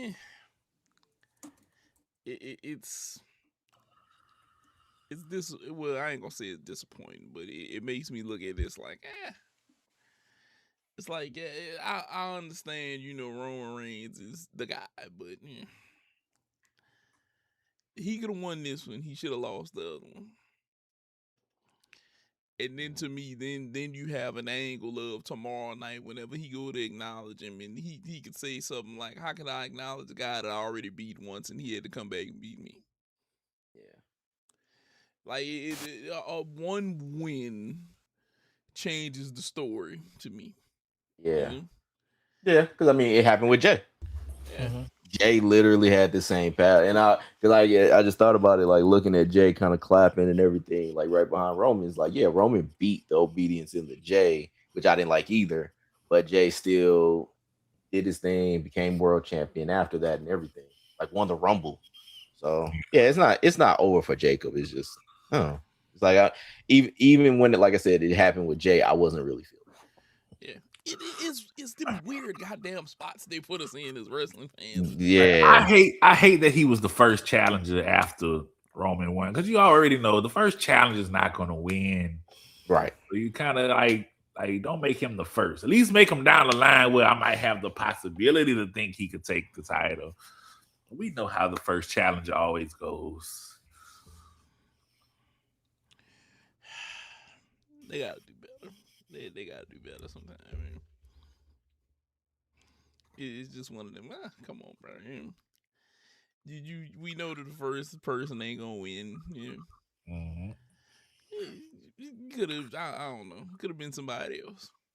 Facts. Could have been somebody else. And I'd have been cool with this. But I guess, bloodline, hey. Prediction. Okay. Who and when does Roman lose the title? Probably Jacob. Really? That's who I would want to see personally. We talking about like Mania next year or sooner than that? Mania next year in Riyadh, which is still stupid. I don't know if they're gonna ever change it, but I would think so because things kind of crazy. But yeah, I don't know. I think Roman gonna hold this title for a while. I don't see who could basically beat him for this title. I don't know who basically is gonna be a challenger for this title, to be honest. So I'm trying to think who all on Raw. I mean, yeah, you got Oba, but Oba is basically tied with Brock right now. Mm-hmm. And I don't think they're gonna try to put Oba with Roman really ever. Maybe they move LA Knight over or something. I just think I can't think of another challenger for Roman. We'll see who they put next in line. Joe Hendry. Joe Hendry. I mean, that's the only other. It ain't gonna be none of the Vision right now. Braun would be a good one though. Yeah. If they put, especially because somebody, Breaker? I think, yeah. Basically, I think I had him as one of my people, but I need a point. But Braun would be a good challenger for Roman. I don't know if they want to put him. I can see Roman be like, nah, nigga, that nigga too young, too hype, too everything. I'm good. Too old for that shit. I can see Braun going up against him. I did want to ask Rob one question though, non-WWE related. What up, Rob? How are y'all going to have an overrated chant in St. Louis and then throw the ball and let the guy hit a home run? Oh, Pete Armstrong. Oh, because fuck him. That's why. Overrated. Throw a home run to him? Yeah. That nigga beat our ass yesterday. I cannot wait to get on here and ask you about that. Look, dog. Unlike him, I wasn't gonna go at y'all downfall because I saw it and I was I didn't even know that shit. I didn't even know they put an overrated. Let that have been the other way around. We'd have started the show with that. Not wrong. That chant and him doing that, I was like, ooh. First of all, look, I know the guy who threw the ball, but you gotta be, hellified fan. You like, throw this shit back. And I was like, I might have been like, look, I'm gonna hold on to this. He might want to. I might be a fan, but I'm like, you know what? I think I might need to hold on to this. And that was funny. It looked like he was the home run that he hit. It looked like the dude was trying to find another ball to throw out there, and he didn't even throw it back onto the field. It hit somebody else. Yes, I don't know. Like I saw the real. Like I saw like it looked like it hit like somebody in like the front row in the outfield. Like, so he didn't even make it. Give me that back. Hey, my man. He really didn't want to throw it, but he felt like he was put on the spot to throw it back. Yeah, because that nigga, like I said, was beating our ass up and down. It wasn't even funny. But he had them strapped up his ballies. And then he was ready. He was ready. And look, right. All I can say is that was just one of them hits. I was like, you know what? I wouldn't be chanting overrated if I'd just go boo. I didn't even know they did an overrated chant. Like, yes. I don't know what the fuck they was on. That might be the tarps off people basically having too much dip on their chip. I couldn't even give a reason because why. that's exactly where he hit that shit into the tarp soft section. Yeah, it was like, and the funny thing is, the telecast, I did hear like the telecast basically say like, oh yeah, they got the tarps off, people, and then he said, pow! And it was like, and it like went like right into like the middle of the motherfuckers. Like it was like, I was like, damn, that is The kind thing of was he was 2 nullified for timing. 3. They had hit him. He had got a single and a double, I want to say. Yeah, the double was nice, and yeah, like he got like some kind of like CNI single, something like that. But whenever he hit that one, he caught that one. As a lefty, let me tell you, that was right in the wheelhouse for us right there. That was that down and in where I could golf swing. Oh yeah, Boy, as soon as he hit out, it was either gonna be a foul or basically a souvenir, like or run. Like it was it was at 2 choices. That shit, and it was a nice ass shot. I can't Dude even did front. find another ball because I'm rewatching it, and he caught it, and he was has going his like shirt. this. Yeah, I think he did find another ball and threw that shit back. Yeah, because I was like, he was too dumb. I'm like, yeah, you like fuck that. Yeah, nah, it was a sexy ass shot. I can't even front, but yeah, you are absolutely right, Jarvis. We would, if that was happening in the Braves, if that was happening wherever the fuck they play. Yeah, was it SunTrust, Sunkiss? That would have opened the show, and he would have spent 10 minutes on my Braves. Oh yeah, you know what? I was gonna let's imagine how it would. I ain't even gonna do you like that. Oh no, we'll have our opportunity sometime in the season. Basically, laugh at y'all niggas. Come what, June 30th? We'll see what's going on. Crazy part is 444-foot bomb, and he just look. Whenever I saw that, I remember thinking, y'all really gonna come with this overrated channel? Yeah. Yeah, I don't know what the fuck they was on.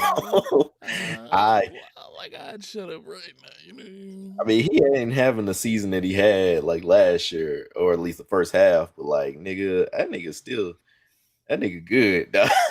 I would fuck with him like that. That nigga too good to basically be fucked with. Yeah, because whenever I saw it, it is, and then the thing is, look, this is how you know it was a hit. As soon as he swung and hit it, the catcher, if you watch the catcher, he goes, he catches me knowing he probably like, damn, that motherfucker gone. Oh, yeah, because he heard that sound coming off the bat. He was like, "Ooh, shit!" The sound it made, and how he swung it, I was like, yeah, that's out of there. I was like, I don't even better look at it. I could literally, whenever I was watching it, he hit it, and as soon as he hit it, I said, "Oh yeah," I said, "That's out there." And then I don't know if you guys saw Tatis finally broke his hitless home. Yeah. He finally got that proverbial monkey off his back. I mean, Fernando banned from my parlay Tatis. Just banned him. Look, he said, "Don't worry." He said, "I'm about to be unbanned on everybody's stuff right now. Watch me work." But he crushed the one he hit. I say, "Oh yeah." I say he's trying to get his mind together now. Mm-hmm. Sometimes it just happens like that. You go through. Well, this is what I say. I never saw a slump like that. Like just a guy that you thought was gonna finally crush one, you know, and when he crushed it, he hit it though. Yeah, a guy with a lot of power that basically is like having like going like it's damn near June, and basically, or it's June tomorrow. Shit, yeah. Like, and him not having a home run while playing most of the season, like that is crazy. Yeah. But when they hit it, I was like, okay, I know he feel. Nah, I told somebody this. I said, don't be surprised if he belt out like 5 in like the next 8-9 games or something crazy like that, because he finally got the monkey off his back. It's like I've been hurting for one, and I finally got one. It's like Now, it's when is on Night now. of Champions? Night of Champions start an hour early. Yeah, because they're in the Saudi. Or Night is of it out in Champions is Saudi? Saudi. That's what it said. All right, And so we starting at 12 noon, 1 o'clock wrap time. oh, and Mm. I know you saw your boy James Woods. He got one today.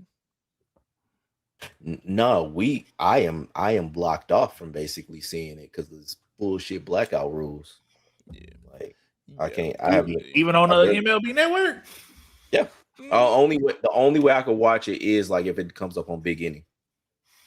You're right. I forgot. 'Cause there was one day I was trying to watch my Braves and all I could listen to was the audio. I was like, damn, I said, what the fuck is the point of the MLB Network if I can't watch it on there either? Him and Garcia got one today. Luis Garcia Jr. They both got one. I was like, I said, look at James Woods. I said, James Woods, I got this. That nigga great. Like the thing is, like the Nationals are basically the most bipolar team because it's like they got all the offense in the world and they have zero fucking pitching. But it's been the case. The one pitcher you had to give him up. Well, like I said, they got that haul back for him, so it's like, yeah, that is true. I mean, they knew that they didn't have shit, and they were just like, all right, fuck it, we'll let this nigga go and get all these other niggas. But it's also they kind of need some other niggas. Yeah. Yeah, look, in the grand scheme of things, it kind of worked out. Yeah, but in the meantime, in between time, they're missing some folks. I mean, they went and got Michaelis, which thank God that nigga ain't on my team no more. But like, yeah, they just ain't got shit worth the pitching but right now. in reality, this shit is kind of working out for the Rangers right now. Oh yeah. You pick up a hefty lefty in McKenzie. We got 65 strikeouts so far this season.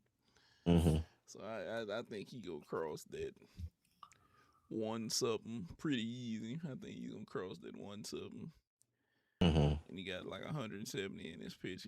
He's been nice for Texas. Now if only the rest of the Texas pitchers can figure that shit out, Right. Then they'll be working with something. But until then, you'd be like everybody else. Well, Evaldi ain't that bad, but he's getting old. He's 36. DeGrom is old. He's 37. Yeah, they gotta figure that out. They gotta figure that shit out over there. Yeah, I think they'll be fine. Yeah, they'll definitely figure it out. But I look. We know today we've been here with you guys. Oh shit. Bro. Oh shit. Look, so we missed the chat. I missed this because we were talking about some random shit. Dude said seriously, that was crazy to watch the clash in Italy. Seriously, I almost bet plus 100 for Jacob until I literally cashed out on the 50-50. Now I'm tripping. This is why I almost using goddamn money line. Seriously, Roman Reigns negative 700. Look, people wanted Fatu to win. It's look. You get that. You get burnt out on certain wrestlers, and I think Roman is one we might be a little burnt out on. We just were talking about. See, I don't wanna do it like that. I'm about to call a goth girl. Real is one that we burned out on, but it's certain people I think that we just burned out on right now. He says he give Clash a 7 out of 10. I do like Rhea versus Jade, but I don't hate Soul versus Becky. So like, look, we here with the Rhea versus Jade. I think, okay, I know I wanted to see Jade win. Yeah. We were in agreement that we wanted to see Jade win. Soul versus Becky. Rob says a little bit too soon. Yeah. For Soul right now. So I can see where you're going with that, Rob. It might be a A little too soon. But I think Soul might be, the Rocket. She might be one of the rocket ship type women. Like I said, there's Lillian Garcia in the face, Tori Wilson's body, and Lita's athleticism, all rolled in one. I'm with it. It works. Yeah. It works for Soul. It works for Soul, and I think that's what's gonna, And I did dig the spots. She had nice move set. I digged a lot of the spots in the match. It was great. Soul had a lot of good spots. Yep. Soul had a lot of good spots. Brother BLK Sports Entertainment Show. Look, we wanted to see Jade win. Yeah. I'm like, I don't hate Rhea, but I'm ready for her to move on. Like she's holding that belt, and the B-Fab kind of botch on it. Like, God damn it, B-Fab, you could reach in there and just grab my leg. Exactly. Come on, huh? Yeah, one goddamn job. I mean, it was, it's hard getting good help these days. It is. He said, plus here's a question. Between SummerSlam, what's next for Rhea Ripley until she's finished Jade? See? And that's a good question. What do you do with her now? It looks like Charlotte gonna beef with Jade. So who is going to be next in line to beef with Rhea? Exactly. Rhea's on Raw. No, Rhea on SmackDown. So shit. I'm trying to think of the women on SmackDown that can beef with her besides everybody kind of a baby face. The only heels really is like Nia. Because look like they done turned Chelsea into a face. Lash? Tiffany. Or Lash could be up next. Lash up next, yeah. Maybe Lash. I hope. Jarvis, if anybody, a good point. We could have Lash Rhea. Oh, you know what? Lash could win Queen of the Ring, challenge Rhea. Yeah, that'd be good. He said, or Rhea versus EO versus whoever versus the other champion. So that'd be interesting. I guess because they had built Rhea and EO together as like a kind of team-ish kind of thing. Having them be against each other would be weird, but I'm in on Lash now. I can't do anything but think about Lash now. Lash might be the move. Because Night of Champions is going to be the finals of the Queen and King of the Ring. Whoever wins gets their pick for the champion at SummerSlam. Have they put the King of the Ring brackets? I know they just started announcing themselves this week. I'm about to say Visky basically mentioned it is the first time I heard anything about King Monday and Friday they just started announcing themselves. I think LA Knight, Lash did put herself. Trick Williams announced. Trying to think of another one. Did Javon announce? I would think so. Did he announce? I think he did. I'm kind of watching on mute while I'm at work, so I gotta, I'm trying to remember. Oh no, you know more than me. So. Look, he said it could be Alliance or high stakes title defense against Sky herself. Yeah. See, my only thing with the EO thing is like Rob said, they will build up together. Lash would work. I'm with you, Rob. I like the Lash idea. I can't see anybody else. That's the only thing. But the thing is, I feel like if you do the Lash thing, okay, I'm gonna throw this out there. In order for Jade to get the belt back, it's gonna have to be some sort of transitional person in between. I think if Jade is ever gonna touch the belt. So, is WWE gonna be stupid enough to throw this belt on like a Charlotte or somebody? Nah, you don't give me. All right, hear me out. They got somebody who has experience in other places that's about to come in on the roster. Blake Monroe. She's not a newbie to wrestling scene. She just new to WWE. No. What about Jordan Grace? Yeah. Because didn't she get the call up? She just ain't been on TV, huh? Correct. And this would be the basically time to bring it. Because I think Rhea versus Jordan in SummerSlam actually would be if they were to not go with Lash. Let's say if they don't go with Lash, Rhea versus Jordan would be a great match. So I think that would be dope. He said because don't forget Rhea could transition into a rivalry with the merging and such as Tiffany Stratton, Charlotte, or top babyface depending upon the brand. They could. Tiffy Blake got Monroe US would be a right good now. one though. You don't Tiffy think is our US champion. I Yeah, say she is our Tiffany US is, champion yeah. currently. Yeah. Which Tiffany and Blake Monroe could basically be good too. Mm-hmm. That could work. Which I think didn't they do that in NXT, Tiffany and Blake? Or am I thinking of They went in there at the same time. Yeah, because I'm thinking of Blake before she got into the joint with her and Tony. Yeah, Tony. Mm-hmm. Yeah. Weirdly enough, I know you Rob, you ain't been keeping up. So Tiffy is face right now. Right. Why they turned Chelsea full face? She came out to help Tiffany. Is this one of those you were so loved we couldn't do shit? But because the thing is, people hated Tiffany so much or hated Chelsea so much that she started getting like the John Cena kind of shit. Like she was hated so much that she started getting cheers, and it's like, okay, well, we might as well just go ahead and make her a face because people like her. Especially, I think what did it was, what was that, man? What was it the Money in the Bank they wanted her to win when she went through the stack of tables. So peep this. He said why after that. He said that's why he said Chelsea to win Queen of the Ring and then go after Tiffany. That'd be crazy. It would be crazy.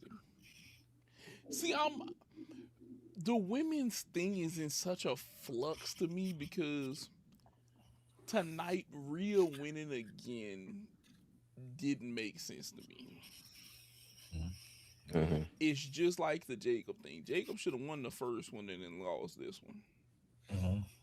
If Jacob loses this one, he could have came up tomorrow night and said, "I already beat you once." You know, I hate that they don't. I don't think that they think about what could happen the next night, how things could play out. I think sometimes they make a match and then they say, "This is the outcome of this match," and then it's like a drunk. I quit drinking tomorrow, and they never quit drinking tomorrow. they come up with the solution right now. I'll quit tomorrow, and then tomorrow comes and we not going anywhere. We kind of because okay, so if Chelsea was to go after Tiffany, that would be fire. We're stuck with I ain't gonna say we're stuck. We're pushing Jade away from the title per se to go after Charlotte. You know, he said I did say theory. It could be possible. Yeah, it could really be possible. But it's so many ways that the women's divisions could play out. It's just I don't think that they know what they want to do with the women. And you know what I thought about? How old is Charlotte's ass by now? I mean, her ass. I mean, probably like. I think she distant back there. You know, she got to be knocking on 50, huh? No. I think 50. She's knocking on it. I ain't say she was there. I think she's our age. No, Bailey is our age. Yo, Charlotte's 40. So there you go. So on the dot. On the dot. Oh, see, my bad. See, that's look. No, yeah, I would say she wasn't that old. Like, could have fooled me. I mean, that. I don't know.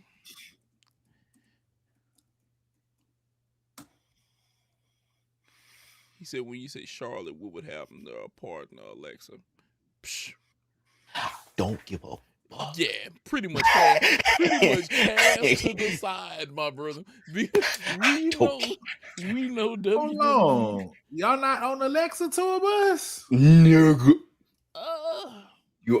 How mean can I be? As mean as you want to be.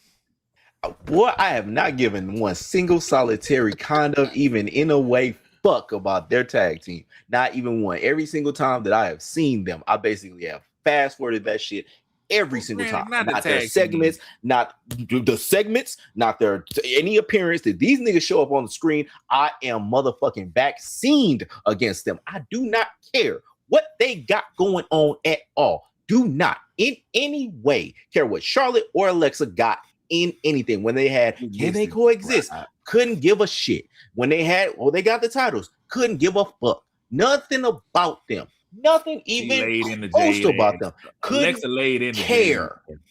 She laid in the Jade. Did she really? She did. I would think so. She said, I done been in I'm one of the best on the mic, and I done been in the ring with the best in the mic. She say, baby, don't let me kill your career before it gets started. Ooh. Okay, I'm gonna go see that. But have I basically cared about anything that Charlotte and Alexa has in any way? I miss the old Alexa Bliss, before she went to the darkness. Like the Sparkle Splish. Yes, the cheerleader movie. Yeah. Type of Alexa Bliss. I like the way she was with was Blake and what was it? What's their names? It wasn't Dallas and Blake. It was what's the niggas' names? Who? Wesley Blake and Buddy Murphy. Blake and Murphy. Yeah. When she first broke off from them and came in, when she was going back and being champion and shit, that's the best Alexa Bliss I like. Yeah.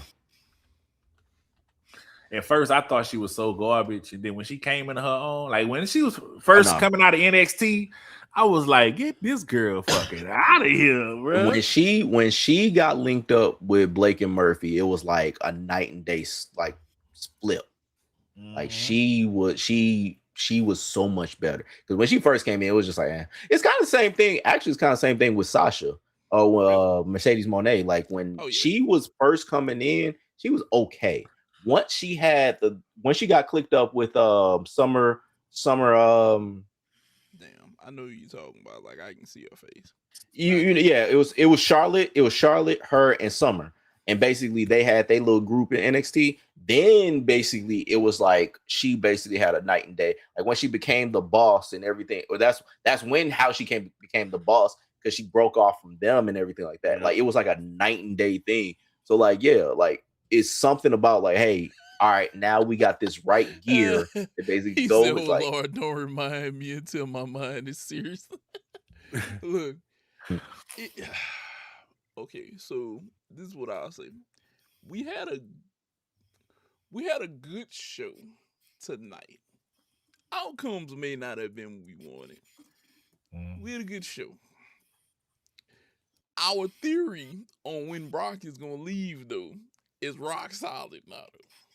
Yeah, I think so. SummerSlam, Minnesota. Yeah, SummerSlam, Minnesota makes sense now. SummerSlam, Minnesota makes sense.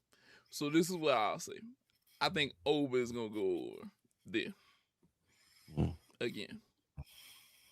You know, he said between broken up, don't remind me. Between broke up, don't remind me that.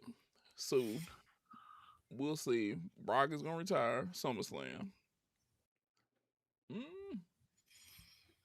Night of Champions is gonna be the conclusion of. Are they gonna even have championship matches? Was that last year where they only had like one championship match on Night of Champions? That was last year. It's supposed to be usually that's the night every championship is defended. Last year they had like one championship match and they called it Night of Champions. Night of better have some championship. Night of H. Night of a championship. Night of a champion. Because if they're only doing 5 matches and you're gonna have the finals of the King of the Ring, the finals of the Queen of the Ring. Giving away probably 2 of those matches. Yeah. So you only gonna have 3 other regular matches, 3 championship matches, possibly on TV. Well, on the actual pay-per-view. Yeah. Because you're getting two for free on ESPN, and then turn around and you got to pay for the other 3. Mm-hmm. We'll see how they do it. I think they put the Queen and King of the Ring on TV. So they raking us over the fire with that shit. You paying for 3 matches. That's it. $10 a match right here. Mm-hmm. Take it or leave it. Like, you gonna pay for these 3. The mother 2 gonna give them away, but you gonna pay for these 3. Now I'm curious as to how are they going? Are they cutting down the big 4 too? Are they gonna do like what 4 or 5 a night for night 1 and 4 or 5 for night 2? Are they gonna cut them down as well?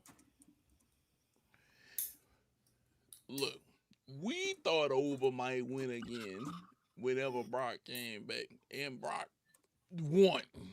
Mm-hmm. Brock got to take his ass back to the farm eventually. Oh yeah, nah. That nigga wrestling past August would surprise and amaze me. Mm-hmm. I'll be honest with you. I don't see the point. I don't see. I gotta think that it's like SummerSlam got to be it.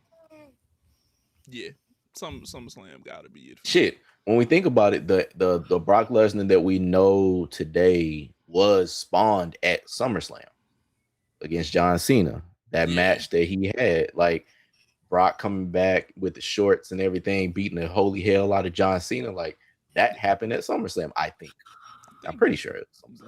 I think it might have been SummerSlam because it was like a summer PPV or something that John got him back. Something like that. He was like backlash or something after that. That's whenever John got him back. Because I think you're right with that one. I'd have to go back and double check. Like Suplex City, I want to say was born at SummerSlam. Yeah, I want to say you're right with that one. I want to say that is right with that one. But shit, I don't know. We didn't have a good long show today. We had 3 hours and 15 minutes. We didn't have a good long. Oh yeah. But thank you for dropping in, Brother BLK Sports Entertainment. Absolutely, man. Thank you. Out of here because we got girl. because we got a few other things. Whoever you are. I'm sorry. But yeah, I'm sorry. I'm an asshole. We're usually here every Sunday. We usually get on. We do our thing. We go live. We do our podcast, Bro Amigos Podcast. Thank you for dropping by. Follow us. We're on Blue Sky. We're on YouTube. 2 different channels. Bro Amigos Live, this channel, and then we have another Bro Amigos podcast channel. But be happy to pop in. We talk wrestling, sports, baseball, everything. We do our thing on the daily basis, on the weekend, whenever we all click up. And these are the bros. We in there. Yeah. But thank you, everybody who came through. Have a great night. Me and the boys about to get up out of here. Peace. Deuces, y'all.